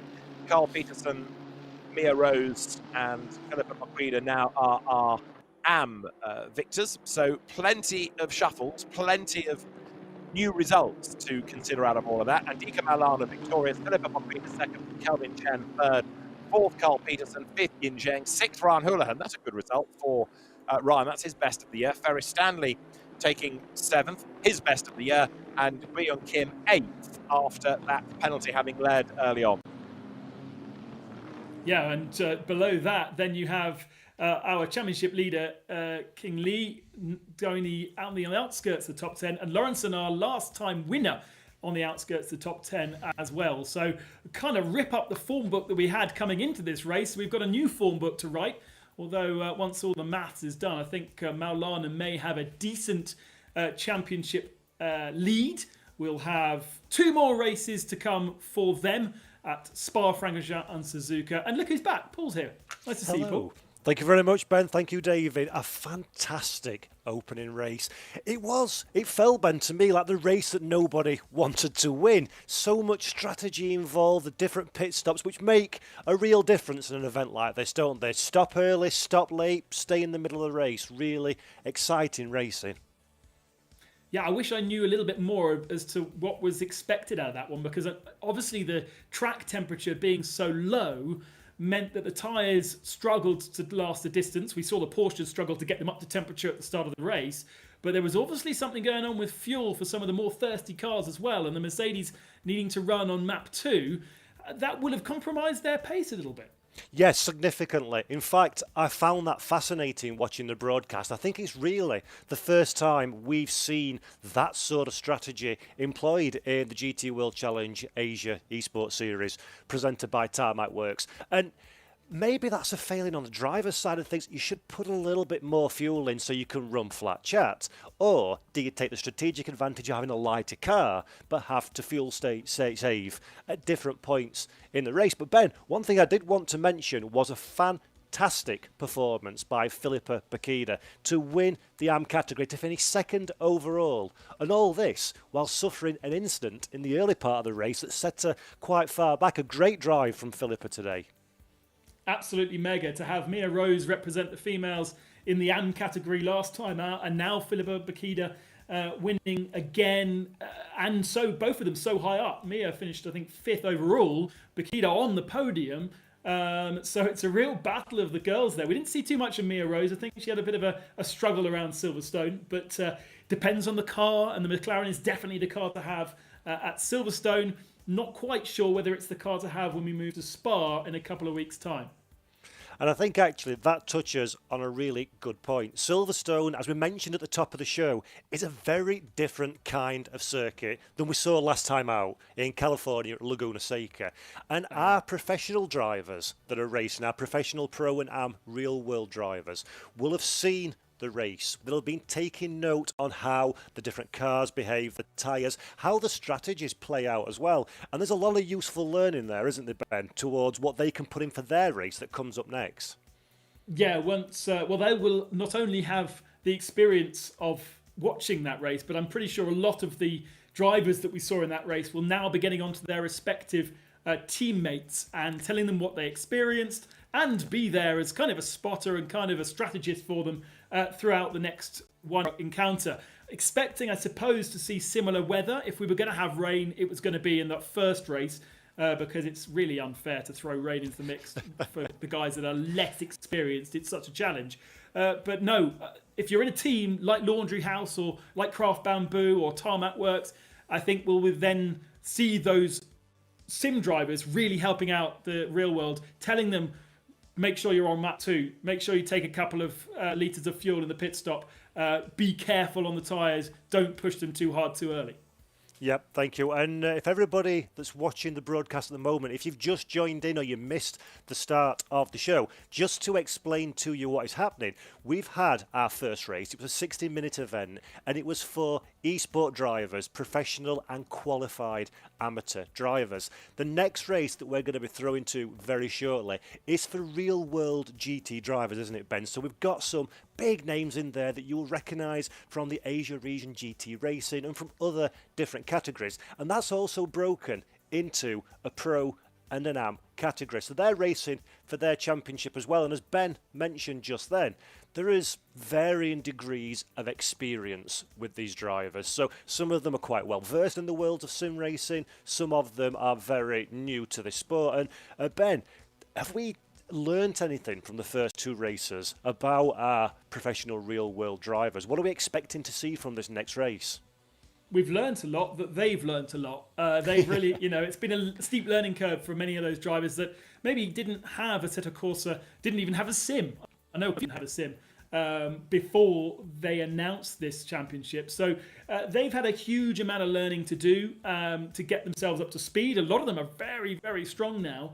And if you look at the results with Kevin C taking 2 victories in the AM category and Divishem Padiachi winning both of the races overall, you'd think, oh God, it's quite predictable. But neither of those really led and dominated either race. Where there's a lot of drivers that are perhaps faster, but less consistent or getting caught in issues and troubles. So it really is always a fascinating 1 hour race just to see how everyone copes with the conditions. Silverstone's not an easy circuit. And also just keeping out of trouble. Yep, and I think that's also an aspect of GT3 racing, both in real and virtual world, that makes it such a wonderful championship, is the diversity of brands, different engineering philosophies for these cars. And because we're running, you mentioned it in the live broadcast, we're running a balance of performance across the field, but of course different tracks will suit different cars. You had the uphill down dale of Laguna Seca last time around, where you really got to have some grunt to get up into the very famous corkscrew set of corners. But Silverstone's a very flat track. It's a very quick track, high corner apex speed. You need a lot of ability to turn the car, accelerate it and brake it. And as we've seen in that last race, Ben, that plays to the strengths of certain brands and certain cars in this championship, which will have an effect as well on the overall competitive order of this next real-world driver race. Yeah, in terms of how the cars perform, we can pretty much say that the McLaren is a good car to have. Mercedes, also a good car to have. Perhaps the fuel mileage isn't quite as optimum. Porsche seemed to work well once they got them up to speed.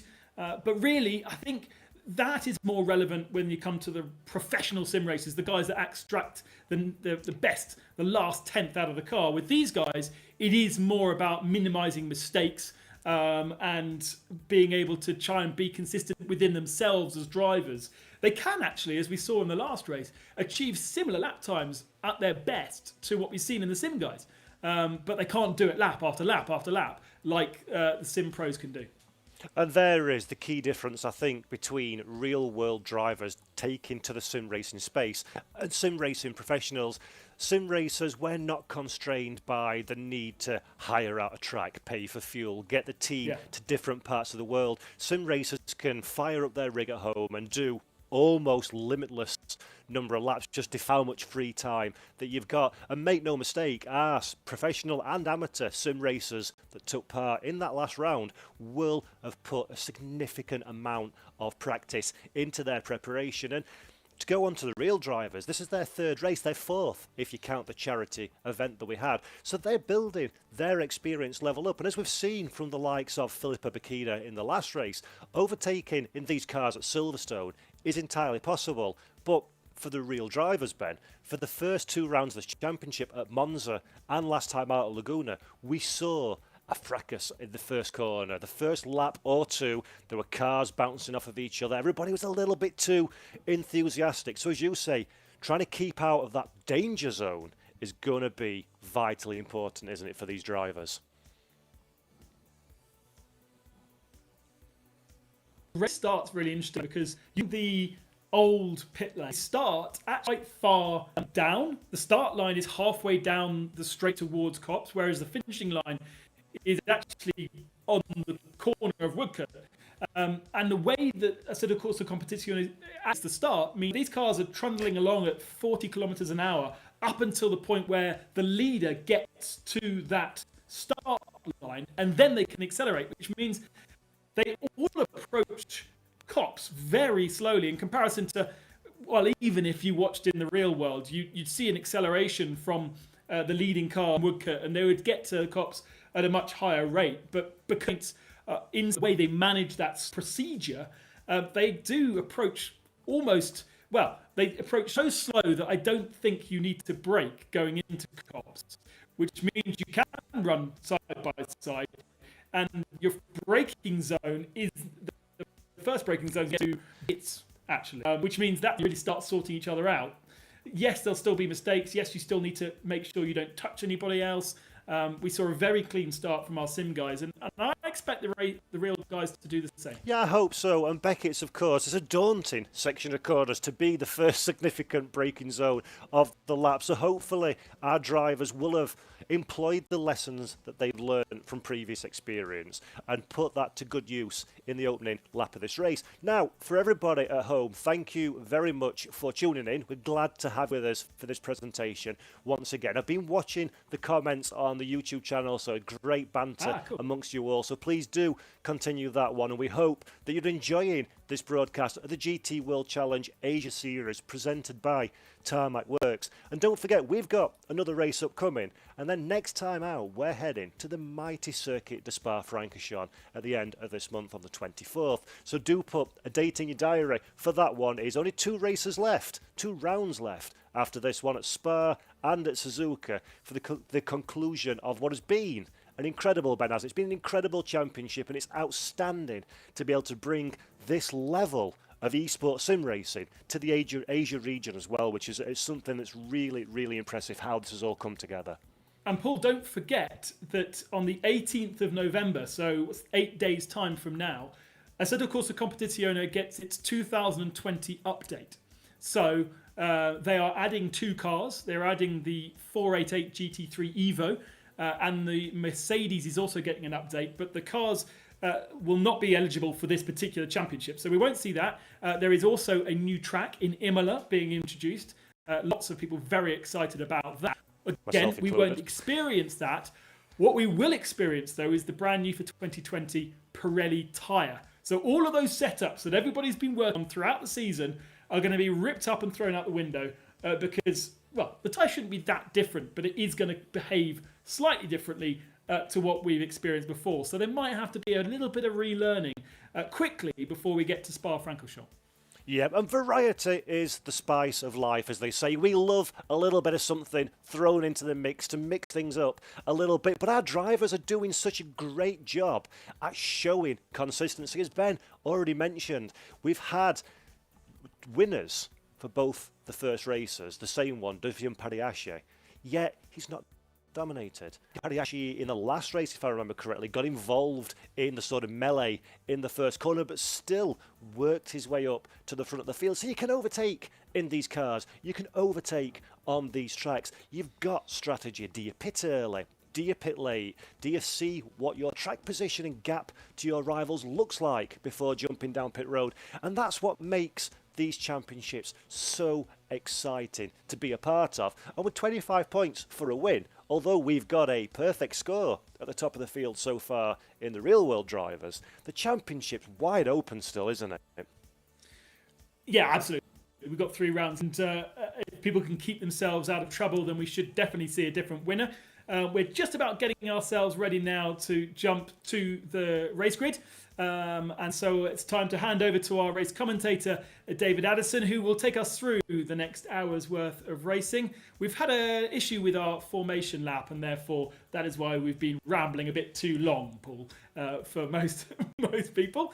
But everybody is now getting into the server, getting themselves onto the grid, and we, in a few moments' time, can go to David Addison. Hardly rambling, Ben. I was hanging on your every word. Right, we are good to go. The sun is shining at Silverstone. So for the sim drivers, they had the fear of rain. For the real-world drivers, well, the track conditions are good. And it is Aaron Borg who is going to line up on pole position in the SRT Team Sydney Mercedes. You've been talking about the he didn't so much luck into the win at Laguna Seca, but it was a last gasp win because Matt Solomon seemed to lose that late race. Bit of contact. Well, Padiachi has had 2 wins in Pro. Kevin Say has had 2 wins in AM. So we've had the same winners both times out, both classes, but that doesn't really tell the whole story of the championship this season. Aaron Borg lining up with Melvin Moe for company. We were told on the front row of the grid. But the way that they have set off, this is somewhat different. Jia Tong Liang, who on one graphic was shown as being 6th, is on that graphic shown as being on pole position. Well, he's not. That is number 4, Aaron Borg. So the totem pole, Jia Tong Liang should be on the 3rd row. Instead, 5th he should start, in fact. The man that's 3rd in Pro in the championship. So Aaron Borg on pole. Now, he's 9th in the championship in his class. Melvin Moe alongside is 7th.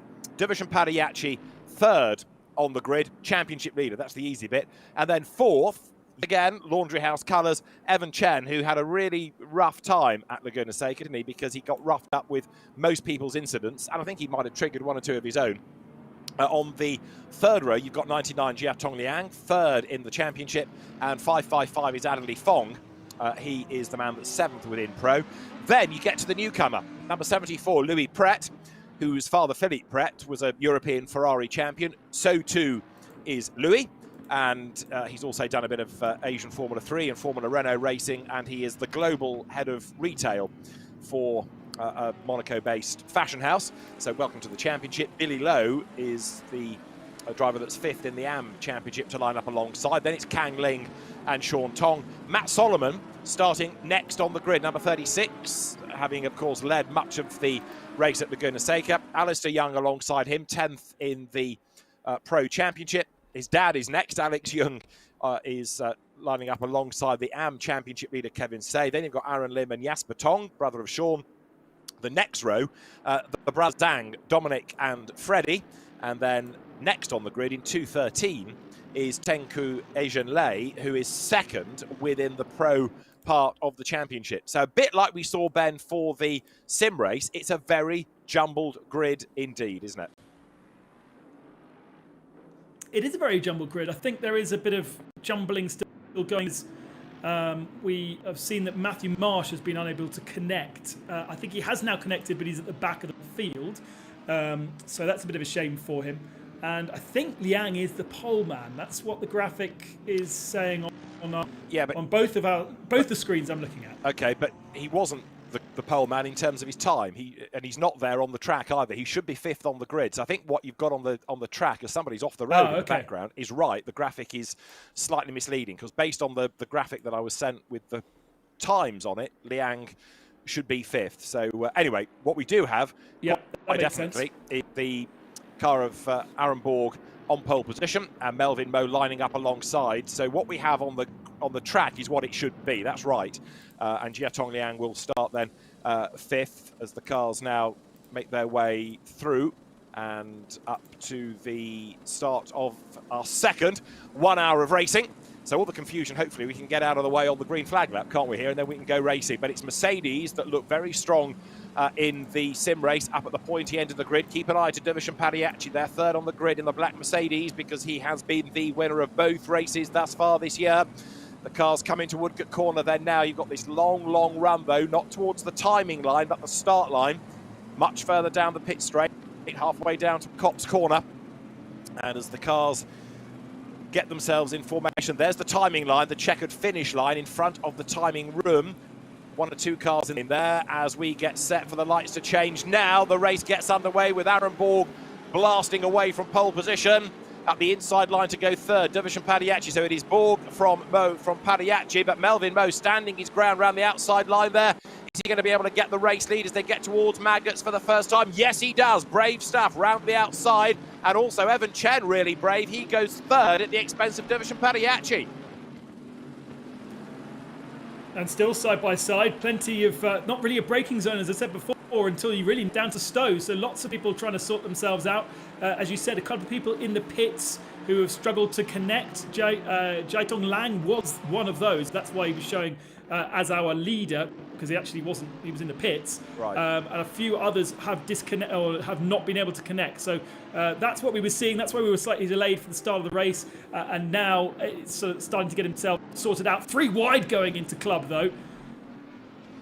Out of which it is going to be number 4, is it? Still Aaron Borg. Padiachi is a man on a mission. No, in fact, it is Melvin Mo who is through in the lead, is it not? So out of club corner they come. Melvin Mo leads, Borg second, Padiachi third. Mercedes 1, 2, 3, 4 then as they go through Abbey for the first time. We've got one of the Audis running wide, and in fact, very, very wide. Some big drama there going down towards Abbey. One car flicks into the air, and Bentley caught out in all of that as well. And there's a mayhem. There's a Honda off the road, there's an Audi off the road. So that, Ben, is going to be everything that the sim race wasn't in terms of driving standards. They're still at it going into Village with cars everywhere. I was a little confused as to who we were looking at there, because it said we were looking at 10th position, but there was a lot of cars in front of him. Evan Chen, I think, was one of those that spun, the first that spun before getting to the first corner. So that was the Porsche that we saw facing the wrong way. Not the first corner of the Grand Prix track. And that was one of them that was missing, but there's quite a few that I think will have retired to the pits. Timing screen should now sort itself out as the cars come over the line for the first time, and this might be a little less confusing on lap 2 than it was on lap 1. Not convinced, because I think Jiatong Liang tried to do a lap to get himself to the grid, so that's why he is now being shown as a lap ahead of everybody else. So we are on to lap 2. But ignore 19, afraid there is a bug in the system somewhere. So Jiatong Liang is not really the race leader. We're looking at battles lower down, and for everybody's place, you take a position away. Evan Chen, though, into the pits after damage. They're going through his Billy Lowe in the Audi that was off the road earlier. There'll be quite a few people, whether they pit or not, Ben, after that first lap, that are going to be carrying damage here.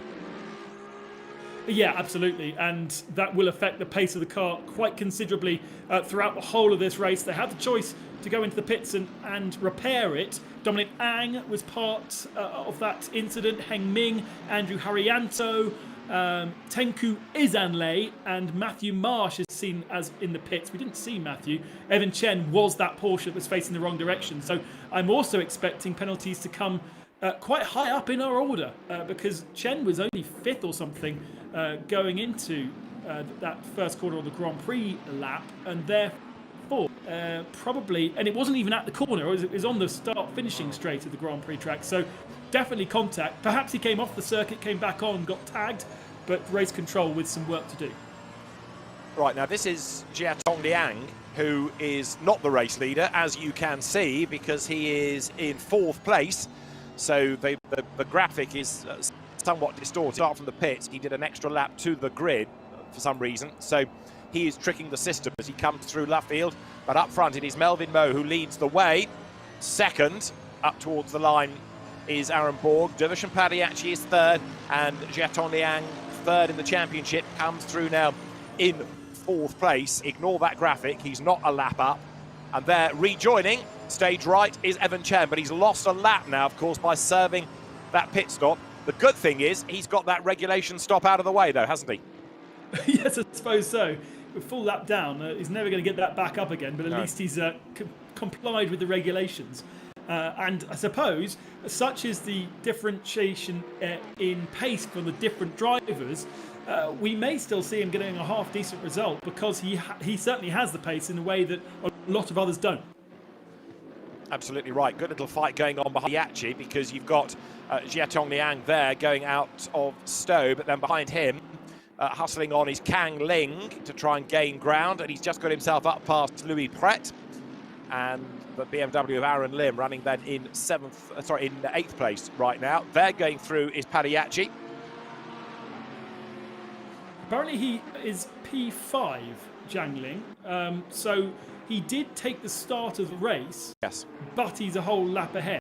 I'm not quite sure how they're going to sort him out. Oh, Louis Pret there having a very interesting accident. Almost turned the wrong way. Perhaps turned into a slide and it turned into a spit. But Louis Pret, we've seen him do some work. We've seen him in the European Series, I think. And now P6 he shan't be anymore. Yeah, just to clarify, it was a lap from the pits to the grid for Liang that's tricked the system. So he started with everybody from the correct place, but that's why the grid graphic was confused and is still confused, because he put himself, if you like, a lap ahead of everybody. Ignore the graphic for the moment. As far as the leading five are concerned, it's all right after Liang. So there, for example, 12th is Ferrari number 50 of Hidetto Yasuoka, who started his motor racing career at Silverstone in the 2002 BRDC Single-Seater Championship. So this is a virtual return to where it all began for him. He's under attack from Alistair Young as well, the Axel Sports Lexus. These two 12th and 13th at the moment. So Alistair Young has dropped back from where he qualified, but over the line goes the Ferrari, and a stop-go penalty of 10 seconds now being given to Jiat Tong Liang. What do we know about this one, Ben? Well, it's not come from, well, actually it's coming in from race support, so this is a race control human decision, perhaps because he missed the start of the race but then was able to get onto the grid. Oh, that's interesting battling going on there. Some very funky lines through Maggots and Beckett's, and Yasuoka losing out to is that Alex Young? Or that's Alistair. That's Alistair. The penalty is coming for causing a collision with Evan Chen on the first lap. So Liang is being penalised for contact with Evan Chen. There is Darshan Padiachi in the meantime, the championship leader, getting himself onto the back here of Melvin Moe, is it? No, Aaron Borg, forgive me. So Aaron Borg, the man that qualified on pole, got jumped, didn't he, by Melvin Moe in the Mercedes, which is leading the way, the Craft Bamboo Racing car in Moe. Aaron Borg's Team Sydney car in second place, and Padiachi, the Australian, in the Tarmac E Motorsports entry. There it is, running in third place. Yeah, keen to jump on board with these Mercedes. Now we've learned about the need to fuel save from our sim racing friends. There's no way on earth that these guys will be using less fuel than the sim guys. Just in the way that you're driving, you'll probably end up using a little bit more. So it would be interesting to know if those Mercedes have already decided to run with map 2 and use less fuel. Very Rick Young all over the place, over the curbs. Amazing to keep the car facing the right direction, driving it like that. And there's a Mercedes rejoining. Whoa. 3-4 wide. Woohoo! That is insane. 4 wide into Village. Does anybody benefit out of all of that? Let's see. 88 Ferrari was ahead and gets sideways, so Rick Yoon scrabbles through, and it was 66 Mercedes of Nan Lin that was also in a bit of strife there, but Rick Yoon up and down the order all at the same time. Through that, Antares Au with the Porsche also briefly gained, and Freddie Ang in the Honda that went really well at Laguna Seca until it got nerfed out of the way late race. Freddie Ang is the one that has come through up into 21st position, and the Honda NSX is charging. There's lots of unconventional things going on Yes. in this race, and that was one of them. That was incredibly brave, and somehow Antares Au actually got the car slowed down enough to make the corner, as well as dive bombing 3 cars and going through the middle of them.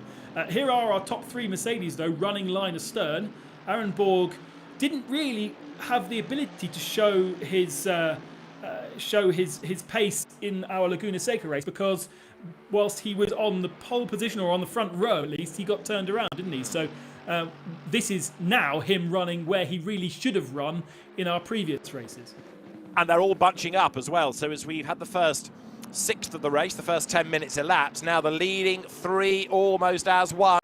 And for Aaron Borg, it starts to get difficult now. This is a guy that's come from karting and raced Toyotas, the GT86 one-make sports car category in Australia. And he's on the back of Melvin Moe, very experienced long-distance racer in GT cars. The gap coming down between them and Paddy actually closing up as well. So any one of these 3 could yet be a winner. Yeah, and I wonder whether we are kind of slightly fuel, slightly sitting in the slipstream, being kind of endurance about this race rather than being sprint. It seems to be very, they all seem to be behaving themselves, and the pace is not really particularly fast. So interesting kind of approach to the race at the start from our pro drivers.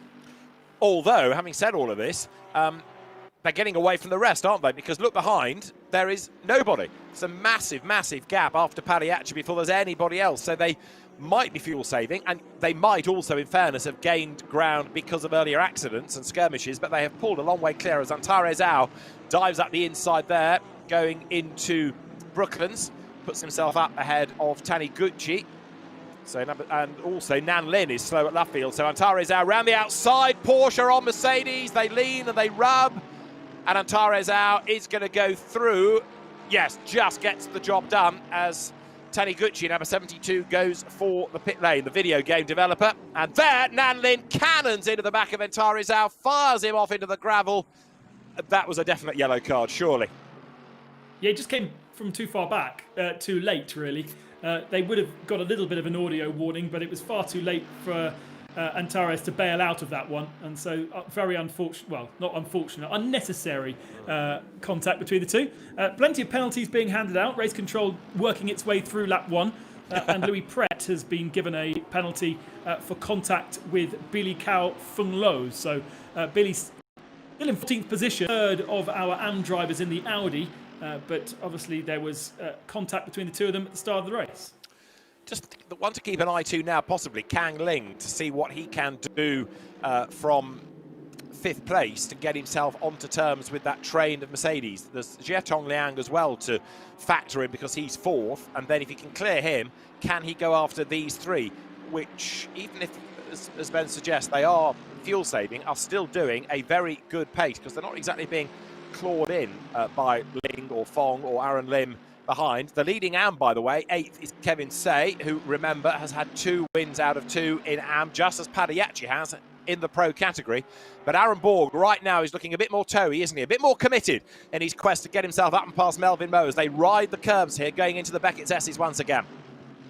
Well, you're right about the lap times. 5 zeros from these top 3, and Kang Ling on a 59.3 last time through. Adley Fong half a second slower than that, and his Lamborghini dropping into the clutches now of Aaron Lim. But then if you look further down, everyone else is at least in the 2-minute mark. So certainly the top 5 have got better pace than the rest of the field, and these 3 Mercedes are the class right now. Down to the end of Vale they come, diving into the braking zone. There is Mercedes number 4 then of Aaron Borg, the pole man, but jumped off the line through Beckett's by Melvin Moe. That really brave move. Round the outside, Melvin Moe leads. They come past the wing. That's the Formula 1 pits. In the current configuration of Silverstone, you go right at Abbey and left at Farm. Abbey always used to be a fast left-hander, not anymore. Swing up through Farm and then into the twiddly bits. Hard on the brakes, right at Village. Burst of acceleration and then to the loop, which takes you to Aintree. Get this wrong, you are really compromised onto the Wellington straight that takes you down towards the stadium.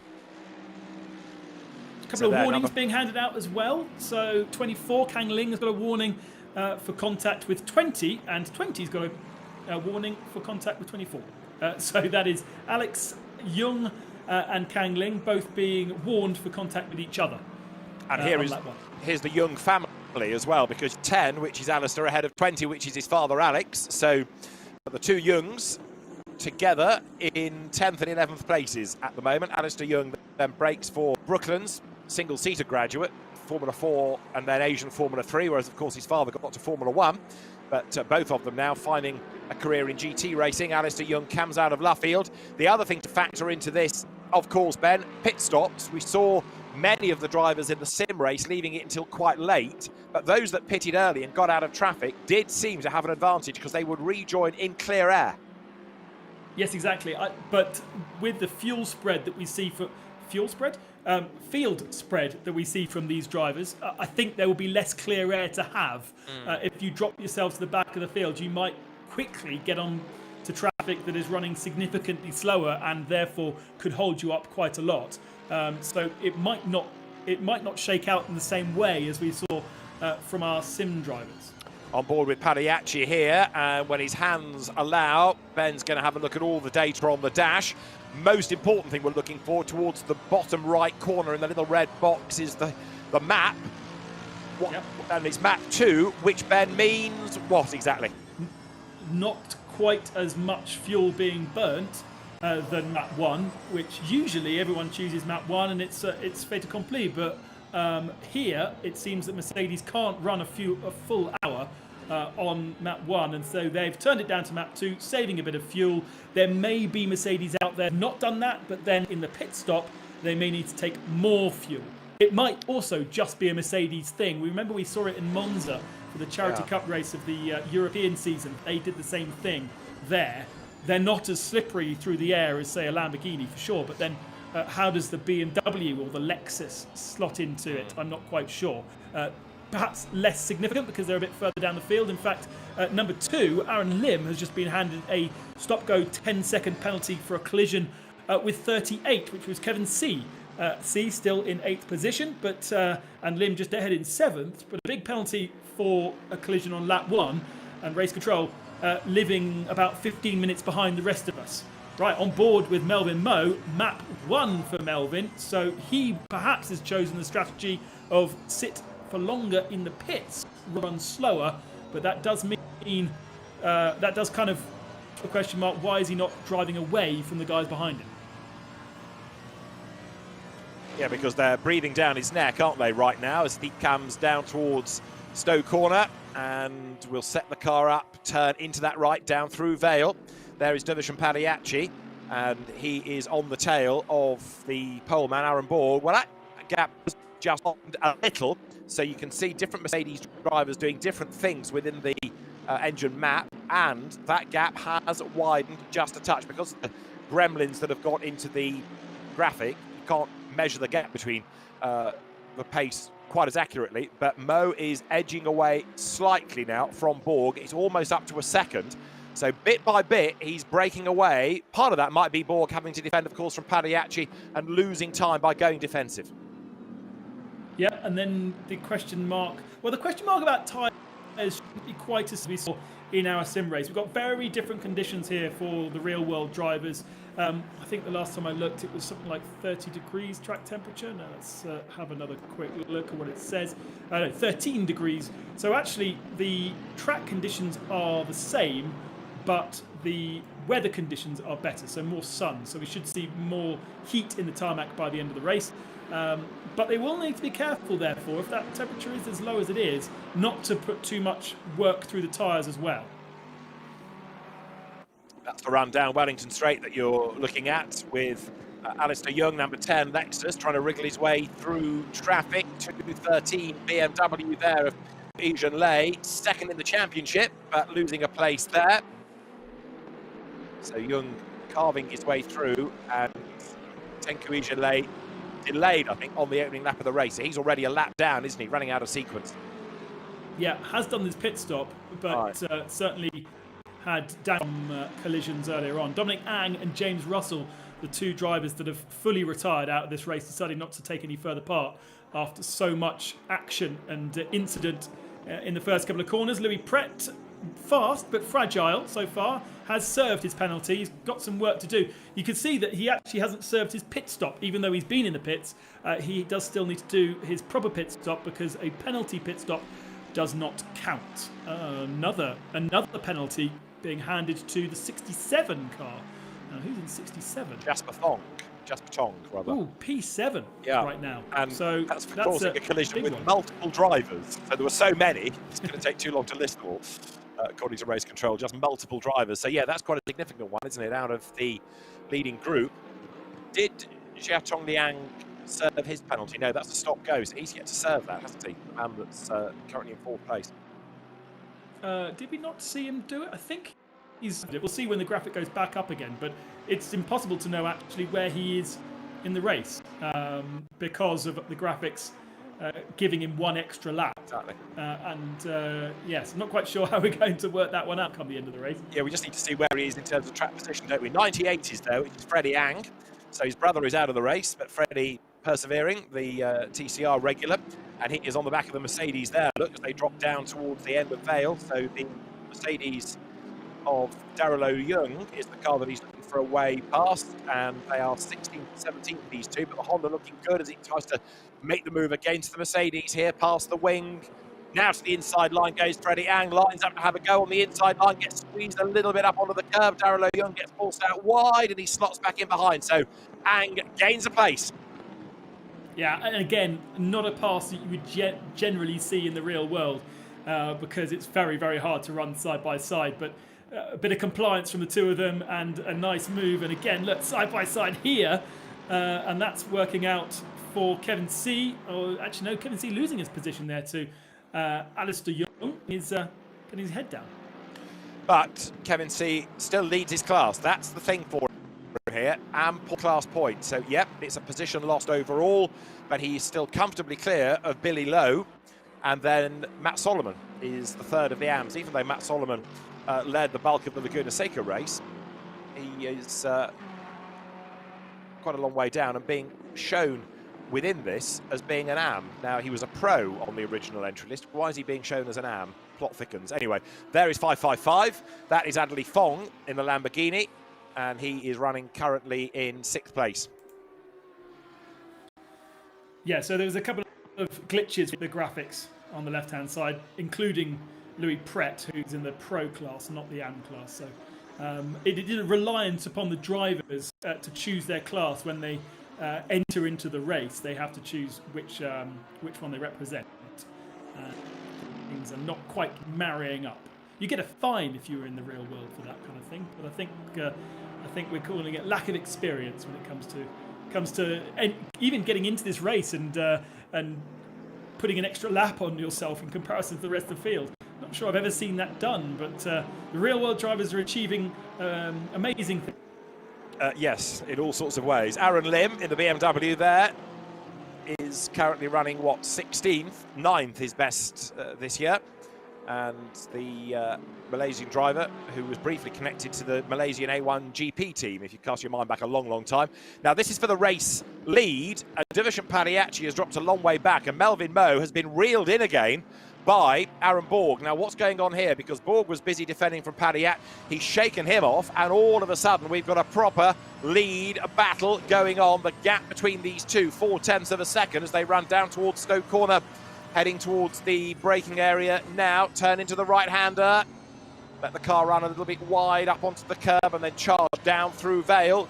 Don't go too wide, otherwise you get into the track limits woes. But Aaron Borg very definitely taking the fight to Melvin Moe right now. The two leaders come through Club Corner almost as one. Yeah, that's really nice, the track limits through Stowe there. If you do run a little bit deep into the corner, it's quite hard to actually gain an advantage, a significant advantage. You might get a lot of warnings for doing that, but the temptation through Stowe is to run a little bit fast and to really explore the exit and track limits there, and the guides that you don't generally make up enough to be given a penalty of doing that. So you can push the boundaries in other places where perhaps if you cut across the chicane, you're definitely going to be deemed to have gained an advantage and you'll be instantly given a penalty. At Stowe and the exit of Cops in Assetto Corsa Competizione is much fairer, I feel, and much more rewarding and enjoyable experience when you do make those tiny, tiny errors of maybe turning in a bit too early or carrying a tiny bit too much speed, which forces you wide on the exit. You don't get so heavily punished. Well, right now, Melvin Moe leads Aaron Borg. I'm still intrigued as to know where Padiachi has fallen to in relation to these two, because the gap seems to be widened. Over the line go the two race leaders into Cops Corner. So it's Mercedes first and second, with Division Padiachi now the best part of 4 seconds back. So you've got the lapped Evan Chen Porsche. But did Padiachi make a mistake somewhere? Because that's the most likely reason for him having given away that big, big chunk of time that has released Borg up onto the tail of Moe.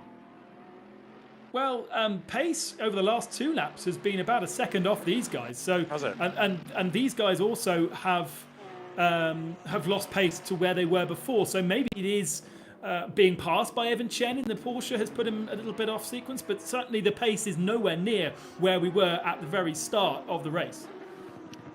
Sean Tong have served their pit stops, incidentally. As you look at 81, Philip Tang there, the GT World Challenge Asia regular, the Lamborghini from the Buddha Racing Squad, accelerating up out of Aintree Corner now onto Wellington Straight, and Tang going after Sean Tong, although it's really Tong with his pace working his way through. Now, Tong is significant, remember. He's done his pit stop. Yes, he's a long way back in 21st place, but Sean Tong knows what he's doing in sim racing. Third, his best of the season, and he's wriggling his way. Plenty of time in which to gain more ground, hasn't he? Yeah, difficult to know whether he was one of those drivers that got caught up in incident before. The last lap he did a 2:01, so that suggests that he either has damage or hasn't got the pace, and in fact he's just on a 2:02. So bearing in mind our lead is 59, sometimes 58, he doesn't have the pace to match what the guys in front are doing in a way that we saw with King Long Lee in our sim race. The person to watch out for, I think, is Evan Chen, who was obviously disposed of halfway through lap 1. 58.5 was his last lap, and yes, okay, he's down there in 24th position right now, but his pace is good enough to be faster than our leaders right now.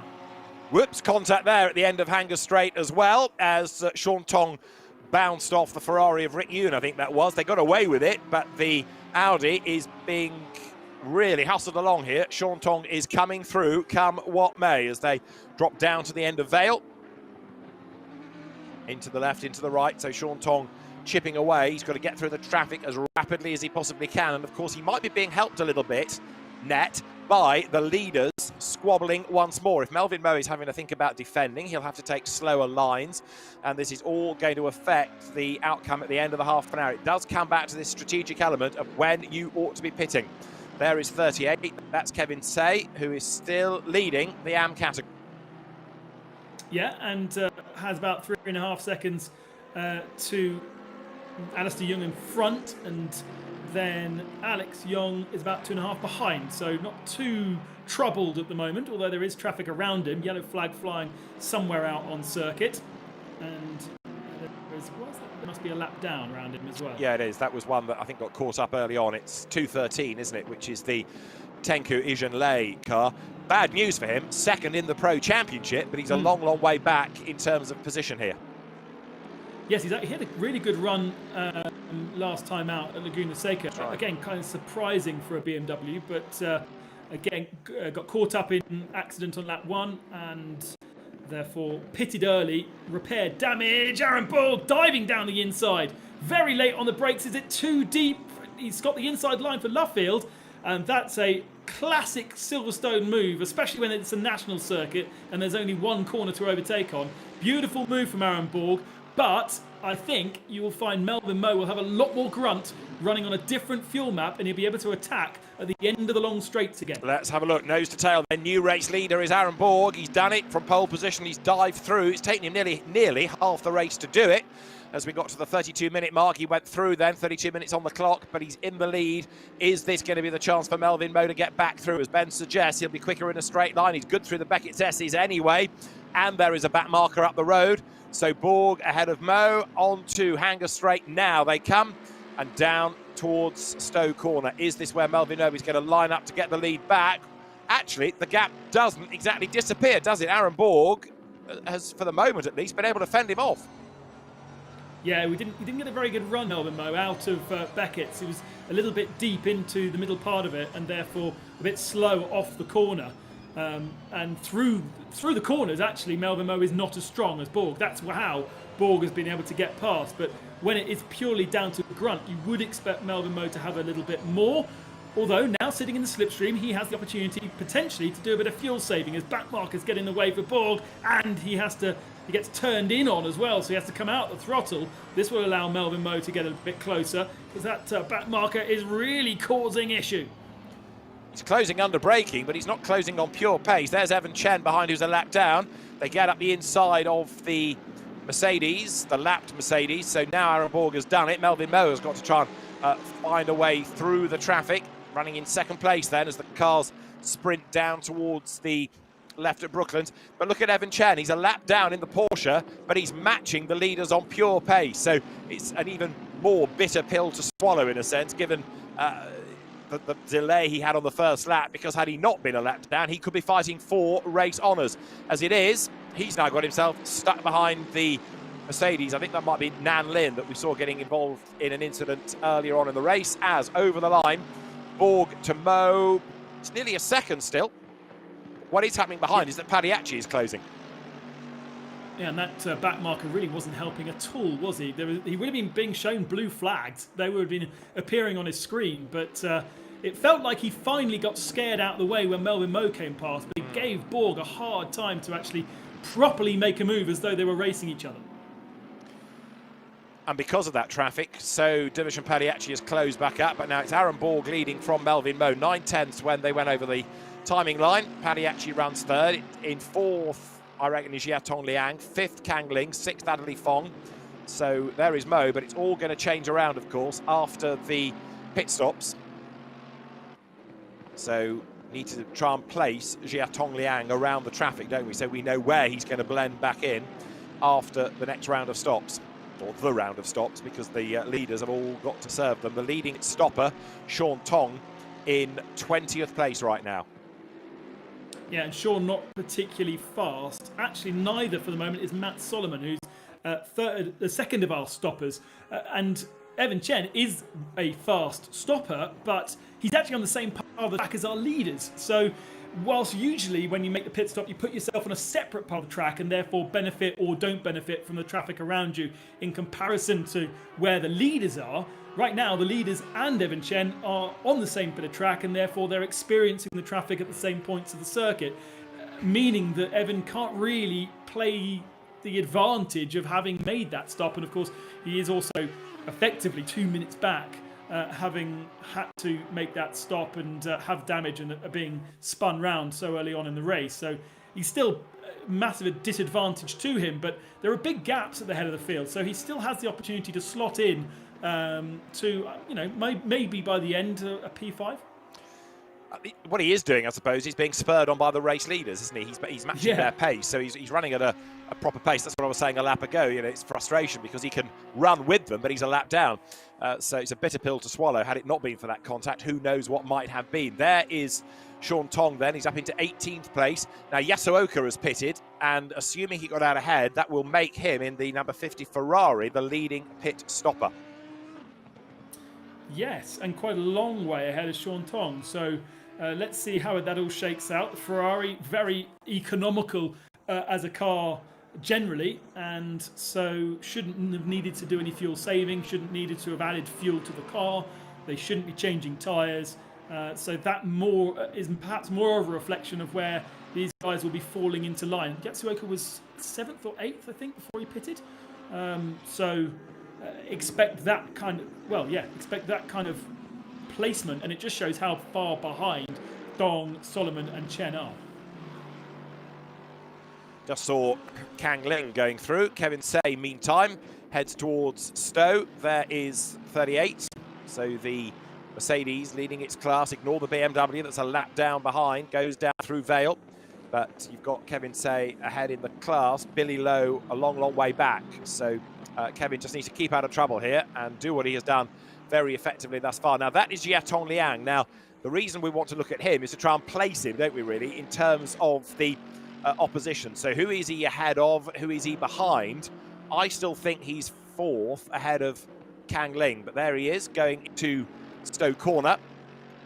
So I can tell you currently he's 50 seconds into the lap, which would place him behind Louis Pret.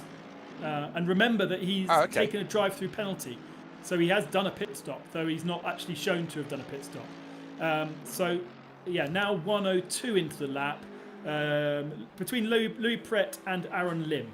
So right, okay, brilliant. So that puts him 12th. Yeah, fantastic. Okay, yes, I've forgotten about his drive-through. I was putting him a little bit higher up than that. So he is between Pret and Lim, as you say, and that's relevant for after the pit stops. 67 BMW is the car in the hands of Jasper Tong, Sean's brother, and he's on the tail of Louis Pret. So this is a battle for position now as the cars come down towards us. So Tong on the attack as he tries to get up on the outside of Pret there. He's not going to be able to do it. Such a big car, isn't it, that BMW? It just looks big in comparison to everything else.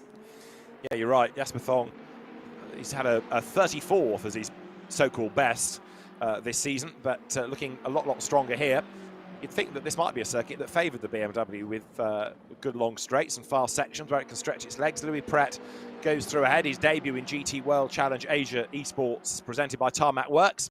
And Pret there, his next target is going to be Billy Lowe, but he's about 15 seconds back, as you see number 5, Yui Tan, the Singaporean driver, rejoining after a stop. Porsche specialist Yui Tan.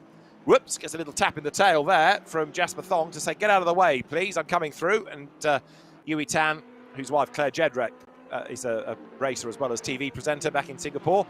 He is just briefly nudged out of the way, and Yui battles his way now down towards Stowe. Last visit to Silverstone was in the real world for Porsche Super Cup 2 or 3 years back. And some of these drivers, I believe, are participating from Macau, where they've set their simulators up in their hotel rooms, where they are in quarantine for the Macau Grand Prix, which is happening in 1 or 2 weeks. All drivers coming in from out of different countries have to quarantine for 2 weeks before the event, and so someone like Darrell O'Young, I believe, is in quarantine ready for that race and has brought his sim. So there's actually no excuse for Darrell. He should have been practicing literally the moment he got off the plane till now. You tell him, Ben. Yes. Never anybody go and drive for Nothing else constant... to do. Well, I was going to say, never go and drive for Constant Endurance Racing, because clearly the team manager is a hard taskmaster. So, ruling with a rod of iron. Right, Aaron Borg it is then, who is up front, as Liang is now being shown as having served a pit stop. So that will have been his regulation stop, will it not now? Number 99? Yes, that was just a few moments ago. So that puts him now in a different part of the track. 1:45 into the lap, so he's now down at 18th or 19th. It'll shake out eventually, and I think the guys are trying to remove a lap from him. But I think, real world timing systems have the ability to do so. Simulated time systems, they should never have been allowed. He should never have been allowed on the track. The system shouldn't have allowed him to do one extra lap. So it's a bit of a misdemeanor, this one. And there he makes contact with Padiachi. Division Padiachi trying to put a lap on and gets forced off the road. So that might have consequences as well. Division Padiachi came up to lap him effectively, and Jiatong Liang didn't give him any room at all. It ended up with contact to Division Padiachi being spat off the racetrack. And hopefully not too much damage to the car, because it was a hit on the front suspension there. Luckily the timing decided that he hadn't gained an advantage, but that car may feel a bit understeery now. Hopefully not too much damage, but he does have a pit stop, so he could actually get it fixed when he goes in the pits if he wants to waste a bit of extra time, or he may have got away with it. So there, down to Copse Corner, goes 45, Division Padiachi. Now, we need to be monitoring his pace, don't we? Because the man that's unbeaten this year is still down in 3rd place, and he's not really looking as though this is going to go his way. He started 3rd on the grid, 3rd in the race he runs. But is pace going to come late race? Can he take advantage of, for example, Melvin Moe's fuel map and get himself into the hunt in the last section of the race, where we're heading into the final third, aren't we? Just over 20 minutes still on the clock here. And that's how Padiachi's races have gone, isn't it? He's not necessarily been the fastest man and starring at the start of the race, but the race kind of comes to him as he gets to the end, and it's always an intelligent race from Divishan. So I imagine he's on map 2. I imagine he's cruising, trying to keep up with the guys ahead, decided perhaps that he wasn't able to quite do so. Kang Ling taking to the grass. That's an interesting way of overtaking 2 cars. And is he going to be able to do so? Yes, he does. Just about. Interesting. Yep, gets himself ahead of Matt Solomon there. So Kang Ling yet to stop. Matt Solomon has stopped, so he's lost a lap out of all of this, has he not? Matt Solomon, the Australian-born Hong Kong driver. Kang Ling charges on in the Lamborghini, the driver that switched from a Mercedes that he drove in the European Esports Championship to the Lamborghini for Climax Racing for GT World Challenge Asia Esports Championship, presented by Tarmac Works. There he is, up at the loop. Yeah, I'm surprised he didn't get a penalty for that. He was so far off the track at both corners. But as I've spoken about a few times, the system knows exactly how much you've benefited. he would have certainly had a warning, but he didn't benefit enough over his other lap times to be deemed to be given a penalty. Zhong Lang has got another one. Yes. Zhao Tong Lang, sorry, has got another penalty. Stop go 30 seconds. Presumably that's for causing a collision with Padiachi, and he might as well, after today, throw in the towel perhaps, or take a cold shower, because it's been a fraught race. 2 penalties now, and somehow missing the start but getting himself a lap ahead of the rest. Yeah, there's a photograph that's done the rounds of him trying to wriggle his way through to his grid position, but having driven out of the pits, that triggered the pit exit loop, if you like, and put him into the race. So, yes, we know it's a mess, and it's something else that everybody now has, for the first time, come up against. So the system needs to be tweaked, and it will be tweaked for the next race. As on track, this is what we need to focus on now. The lead battle is well and truly joined once again. Division Padiachi certainly dropped from it as Melvin Moe has a look. Couldn't make that move stick at the end of Vale, but he's got the inside line for Club Corner. Has he got the drive coming out of the right-hander? Yes, yes, yes! Melvin Moe gets his race lead back then. Jumps back ahead of Aaron Borg as they come now past the wing. In the background is the lapped Evan Chen, but Aaron Borg did lead. He's back down to second, and Melvin Moe, with 19 minutes to go, is leading at Silverstone once again. That was a cheeky move from Melvin Moe, sticking his nose down the inside pretty late so that Aaron Borg kind of, again, got scared away from the apex. He would have got the audio warning and the visual warning that there was a car on the inside of him. Doesn't want to spin around, doesn't want to make contact, so gives him the room, and that compromised his momentum totally.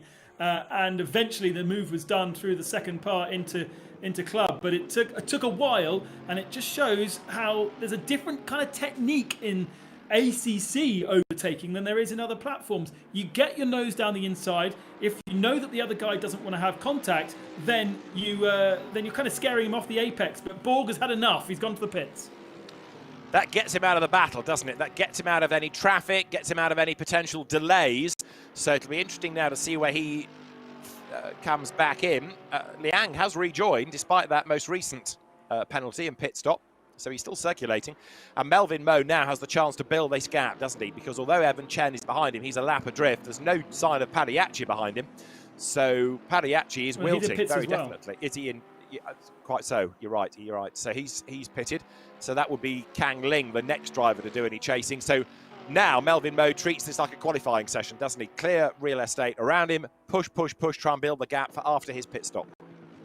Padiachi, I think, has leapt Aaron Borg in the pits. Let's have a look. This is Aaron Borg. It just saw a... Yes, he has. He's just ahead. So Borg lost time because of the fighting, but that's been a longer stop for Borg as well. Bearing in mind he's running Fuel Map 2.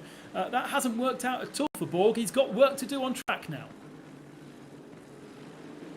It was a black car. Let's just have it fully confirmed by our timing screens, because at the moment it's still saying Borg ahead of Padiachi, but once they get to the end of the hangar straight, it should be confirmed. Maybe I'm wrong. No, I think you're right, because the little P graphic disappeared from Padiachi before Borg, and they're in confirmation of it. Padiachi 5th, Kevin C, who has yet to stop, has split them. So yeah, Padiachi has jumped ahead on the pit stop, so it was a slow stop by Borg. And is this now a race that might come to Padiachi? A good stop, a conservative early pace. We're still possibly a bit concerned about Melvin Moe on map 1 on the leading Mercedes. So with 16.5 minutes to go, where is Padiachi going to be in relation to Moe when the race leader serves his pit stop? Yeah, one of the things that you do have in other platforms that you don't have in ACC is pit stop time. We haven't quite got to that point, although I'm sure it's something on the list of things to do for the developers Kunos.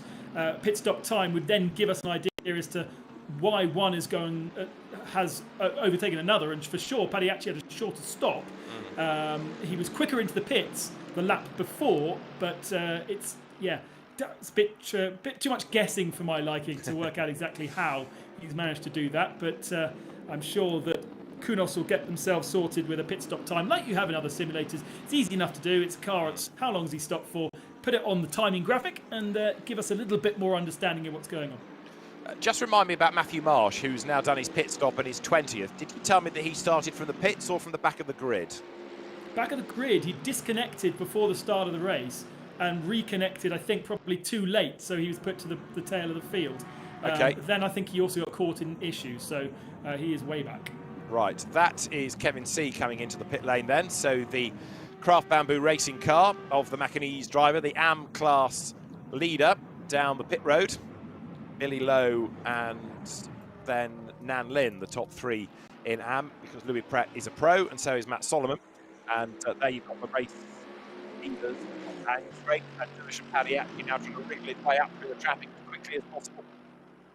Yeah, because he's got Owen Borg right behind him there. Borg's managing to get past the BMW. There's still that Mercedes, pesky Mercedes between the two of them that's been causing various issues with the leaders throughout our race. And the Fong 11 seconds back from this, having done his pit stop, but Ling without the pit stop in the other Lamborghini. Now those guys, Fong hasn't lost that much ground really, having made his pit stop, because he was about 5th position before we got the pit stops from the top 5, and he's come out of the pits in about the same spot as it all started for him. Melvin Moe now in the pits as the lead. That's right. So the race leader comes in, and now we'll get an idea of where Paddy actually will blend in relative to him. Then that's going to put Kangling into the lead for the moment, and Alistair Young also yet to stop. If they stay out, that inherits second place. Stop-go penalties keep coming and going next to the name of Jiatong Liang. But away goes Melvin Moe, and no, he's pissed. Very, very far extremity of the lane, so he's about to be joined. And Paddy actually makes a run through an uphill here. There you go, that little bump means that he can reset and off he goes. Coming out of the pit lane, and yeah, way ahead of Division Paddy. So that has been a very good stop from Melvin Moe. How he's managed to do that with map 1, who knows? He certainly didn't take very much fuel, so have they done the numbers? Has he actually done the calculations, or is he going to run out of fuel at the end of this race? But either way, pits and has a very healthy advantage over the rest. Well, has he got enough for 13 more minutes? There is Division Paddy through the traffic, going around the outside of Darrell Young. So Kangling leads, but yet to stop. But this could be the races for Melvin Moe, couldn't it, if they've got this absolutely right. Now, of course, you can spend as much time as you want or as much time as you have on your sim. Is a full race distance and therefore fuel economy figures, Ben, something that they will have worked on, or do most people just worry about a setup and outright pace for qualifying? No, absolutely. Presumably, from the first couple of races, we haven't had an issue with fuel. You haven't needed to worry about numbers. So there could be the assumption that you don't need to worry about numbers here, and therefore don't do the calculations. But we know that the Mercedes can be pretty tight on fuel throughout the races, and so I don't know. Craft Bamboo are using their real-world engineers as engineers for this sim racing series. So, and they have the sim guys. They have a sim element to their real-world team as well. So the information should be being passed between everybody to know that it's not possible. Maybe Melvin Moe's doing something that we don't know, but that didn't seem like a very long pit stop. We can see that he's using map 1. I just fear that I would be amazed if the information hasn't got through. Definitely, especially with a team like Craft Bamboo, so professional in the real world, bringing all of that experience into the virtual world. They're just doing something clever here that I don't know what it is, and neither do you.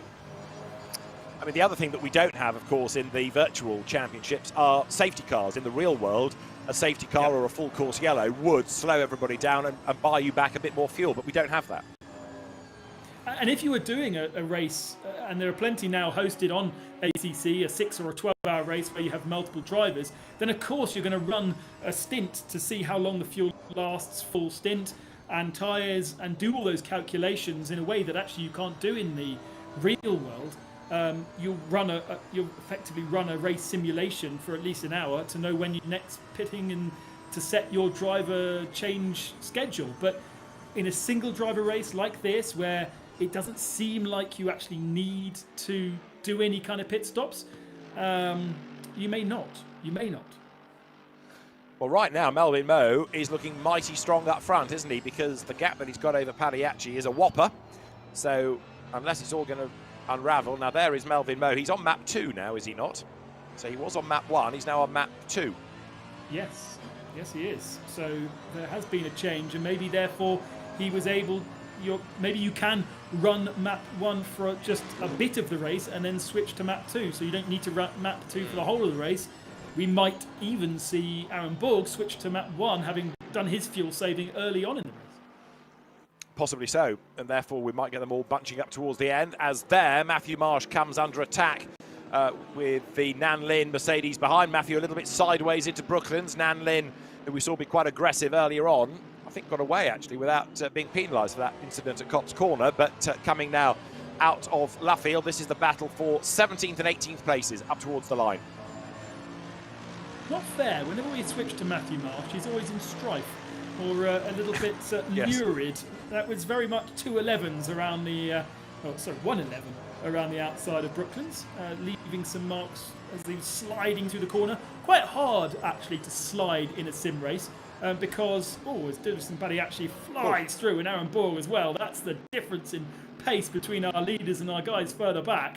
Came from absolutely nowhere and flew through. But it's very hard to know actually how much a car is rotating and sliding when you're sitting in a sim, because you don't get that sensation in your bottom. So quite clever actually of Matthew to have control of that slide and to make sure the car didn't swap ends. But it's not been an easy one for him. He started so high up at Laguna Seca, had a really good first couple of laps, was in the top 5, and it kind of all unravelled for him in the second half. And it unravelled before even the start of the race in this one. So right now, Aaron Borg stuck behind the Porsche. Pagliacci escaping up the road. Map 2 for this Mercedes. Goes for the inside line, puts a lap now on Matthew Marsh. The laundry house at Porsche loses track position to the Mercedes. Into Village then, brake hard, turn right. But Davison Pagliacci doesn't need to be worrying necessarily about Borg. What he wants to do is to try to chip away and get onto terms with Melvin Moe, but it just doesn't look like it's going to be happening, does it? Melvin Moe is still looking strong with 8 minutes to go. He's miles up the road as well. He's, I think, 10 or 11 seconds up the road. So I can't really explain what's going on. Now we're on to map 1 with Aaron Borg, so he has decided that he's saved enough fuel. And you actually can see when he's switching it, because his right hand comes off the steering wheel, and that is simulating him either tweaking the traction control, the ABS. If it goes down to his right hand side, which you can see on a different view, then he's doing his, and I think that last one was him switching his fuel map. So Pagliacci on the right hand side and Aaron Borg on the left hand side, pretty much the same settings by the looks of it. So you've got Pagliacci then with a clear road ahead of him. You've got Aaron Borg with the Pagliacci Mercedes in his sights. So the one ahead is the one on the right, slightly confusingly, but out of the Beckett's S's onto the hanger straight now comes Pagliacci. And this is Aaron Borg's view. Under the vehicle bridge they go, down towards Stoke Corner. 7 minutes to run. Now, Kang Ling pressing on. Ben, are you able to get within the game and see what his lap times are like relative to Melvin Moe? I'm just wondering how much of that 18 seconds, or how much more than that, he's going to lose with his pit stop. Well, 2:02 was Kang Ling's last lap time. Melvin Moe doing a 59.7. Oh, right, so it's coming down markedly, yeah. Yeah, and these guys are doing 2 minute laps. So actually, Melvin Moe seems to have the pace on track as well as being so far up the road. It's really going very well the way of Melvin Moe in this race. It is, and perhaps against expectation, as you say, all the evidence would have been that he'd be struggling for fuel, but it's just fallen into his lap, and he's had to work for it. You know, he was battling early on. Makes you wonder whether he was happy to let Aaron Borg have the advantage for a few laps, because he could sit behind in the slipstream and save some fuel, knowing that he had the pace to power his way back through. Now, Billy Lowe has got himself up past Kevin Say for the lead of the AM class, and he was a long way back. So Billy Lowe now has jumped up and ahead of the man with the 100% record. That, as I said early on, you've had the same guy win in both Pro and Am, and that's looking as though it's going to change in both classes today, with somebody beating Paddy for the first time, and Kevin Say now having fallen back behind Billy Lowe. Yeah, Kevin Say's 2:13 last lap, made a mistake somewhere. Probably not enough for him to drop behind Billy Lowe on that last lap, but could also be carrying fuel. Actually, Billy Lowe, his last lap time was a 2:31, so not entirely sure whether that was a lap out of the pits or what's going on with my timing screens. Alex Young apparently has done a very slow lap time, where his the number 10 comes into the pits, but 20 is down. I can't see on my screen now, but I think he's lost a lot of time as well. But he had a drive-through penalty, did he not, Alex Young, for causing a collision? So maybe that's why he's dropped down. Yes. And Kevin Say was only 14 seconds ahead before the pit stops. Whoops, somebody running way wide. Was that Darrell Young, I think, coming onto Hanger Straight? So whether it's a slow pit stop for Say and or a mistake as well, we'll try and unravel post-race. But either way, we have for the first time Billy Lowe looking as though he's going to be able to defeat Kevin Say. But the Mercedes route for overall honours is going to continue, even if it's not Paddy. Melvin Moe looking as though he is going to be the man, as you see in 26th place. Rick Yoon about to get attackers Inchan Ann's Porsche for one racing. Gets up alongside him and tries to go through. Rick Yoon just about managing to keep the momentum by running way off circuit there, and it stays ahead, rattles the car over the curbs. You wouldn't be able to do that in real life. That would upset the car hugely. Darrell Young also going grass tracking ahead. Right, leader of the race is now in. Kang Ling has taken to the pits. Where will he come out after it all shakes out? Pre-pit stop, he was fighting with Adley Fong. He was just ahead of Fong, wasn't he? He was the lead Lamborghini, and let's see whether he can hold on to that. Fong's actually upped his pace. He's in the early 2 minutes now, so it could be relatively close. And Louis Pretzler was also a pit stop in 6th position. He's been in the pits once already, but that was for a penalty. So yes. Pret is out of position in 6th position. So for second place, effectively now, Paddy and Borg together, 3/10 between them. And there's probably time for one more lap after this, depending on where the race leader is on track. As Melvin Moe will sprint down towards Stoke Corner onto Hanger Straight. Come Paddy then, and Borg running still together. And we need to see where Kang Ling bleed back into all of this as well. But it's Mercedes 1, 2, 3. And the dominant brand of the real championship continues here at Silverstone as Aaron Borg looks for the inside line. There in the background is Kang Ling. So actually he is still in with a shout of a podium here, because the way that he's going, he's closing on the two Mercedes, isn't he? So Kang Ling, by staying out later, has done a pretty good job, I reckon, out of all of this. And Paddy, who can't escape, can't shake off Borg, they might just be caught before the very end by Kang Ling. Now, out of farm they come here, the left-hander. Keep an eye to the Lamborghini behind, but also we need to keep an eye to where the race leader is, Melvin Moe, relative to the clock.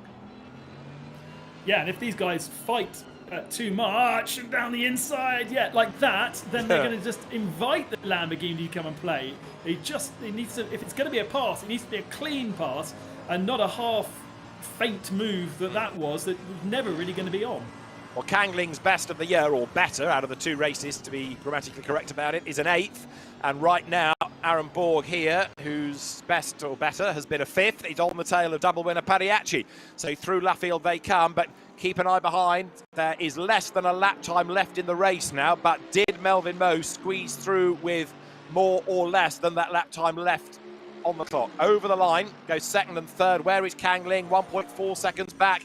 He's close, but I'm not convinced he's going to get close enough, but he's having a red-hot go, that's for sure. Flat through Copse Corner. Wide in the background goes Ling. And I think this is the last lap by about 15 seconds, so I think this could be the final lap. Melvin Moe still has the pace, hasn't run out of fuel, pushing hard, massive gap to this battle for second position. It really has gone incredibly his way. I can't really explain it, and it's a difficult one to dissect. Perhaps that somebody can look back at the replay and work out exactly how he's managed such an advantage. But here comes Borg, has a little sniff, huge traffic, which is going to catch them all by surprise. And there we go, side by side, Borg comes through. So Borg then gets alongside Padiacci, but there's still traffic ahead. He's on the outside line. Padiacci gets back through, nerfs into the side of Antares Al. So Padiacci goes second. He's delayed. Al is off the road. Borg is up the inside. Is he going to take the place back? No, he gets boxed in. And there's Kang Ling. He's going to go way, way wide. Antares Al bounces off Piachi. Take that. He says, you've hit me, I'll hit you. Kang Ling, having gone out wide, doesn't benefit. Surprisingly, Borg is alongside Padiacci. Antares Al is in the way. Now one Mercedes past him, two Mercedes past him. Just about. And Borg breaks late. Is he going to go by? He's going to be touch and go. Kang Ling is back with them up towards the loop for the last time. Possibly the clock's about to hit zero. It's still Padiacci just ahead. Wow, what a battle. But yet there's still traffic to contend with going into Brooklands, and that Lamborghini is there to benefit from all of this fighting. Padiacci needs to dive down the inside into Brooklands, but we've also got the leader coming to the line.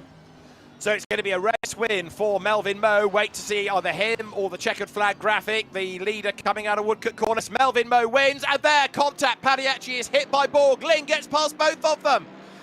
Kang Ling is going to be second. Dervish and Padiacci will scrabble home for third.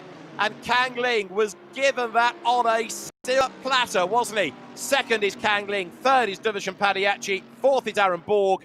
Drama after the flag, as there's more incidents than is really necessary. But Melvin Moe, sad that we didn't see him take the checkered flag for his moment of glory. That was a great drive.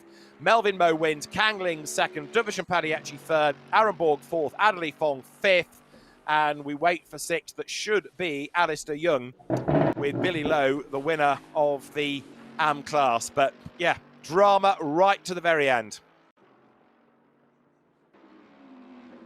Really close. And, you know, without contact, the traffic really getting in the way, but just unfortunate. I think that Padiacci really did put the anchors on into Luffield, and there was that little bit of contact that put him sideways and just invited Kang Ling through to take second position. Very unusual to see a Lamborghini so high up in one of these races. So Kang Ling's done an incredible job, but look at the gap, 14.6 seconds behind Melvin Moe. I don't understand. I don't understand how he's done it. I really don't. Part of it, you could argue, was Padiacci, who lost a bit of time because of the incident with Liang, because he got forced off the road. That might have cost 3 or 4 seconds. There are lots of things that all have to be added together, I think, to give that. But the gap at the end, as you say, yes, is a mighty one. And we will have a chance to speak to our winners, hopefully. So we'll be able to ask them, or Paul will be able to ask them exactly how they managed it. Melvin Moe with a car that, in theory, could not make the full flat out with fuel, but he was pushing hard for most of it. And then a quick stop that was better than everybody else.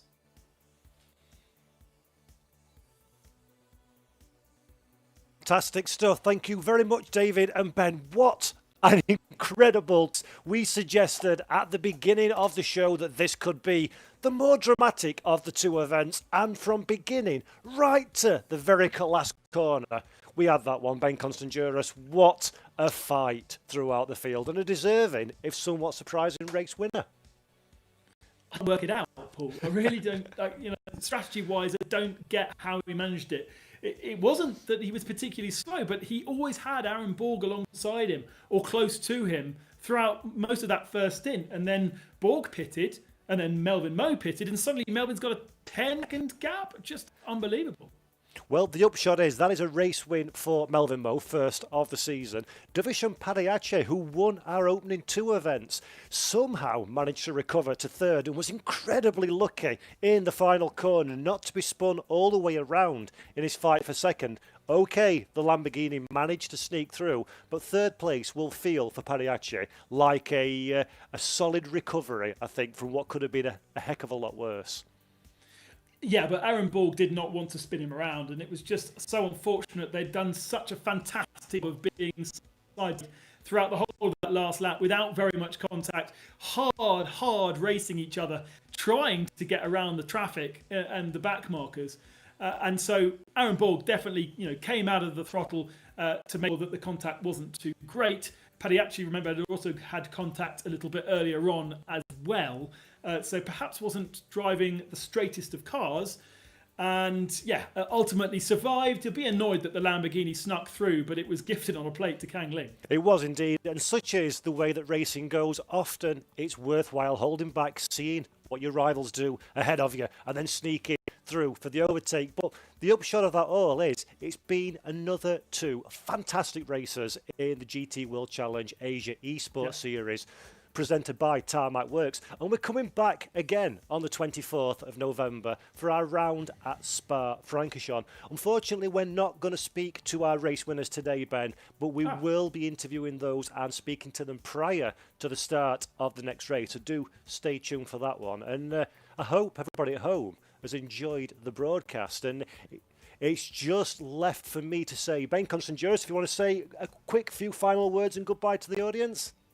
Well, I can't wait for the next one. Spa-Francorchamps, legendary circuit. Suzuka, legendary circuit. Best places in the world. Best platform in the world. Best lead commentator in the world as well, David Addison. It's been a pleasure. Fantastic. And David, thank you very much once again for lending your iconic voice to these broadcasts. It's been a pleasure, Paul. We've had some great racing, and I echo what Ben says. Next stop is Spa, so we know it's a fantastic circuit. We know it's going to be full of drama. I'll just have to get real beer instead of virtual beer to go with virtual racing. Fantastic. And everybody at home, thank you so much for tuning in. Catch us again on the 24th of November for Spa-Francorchamps. I've been Paul, and from all the team here, thanks for tuning in. Bye-bye.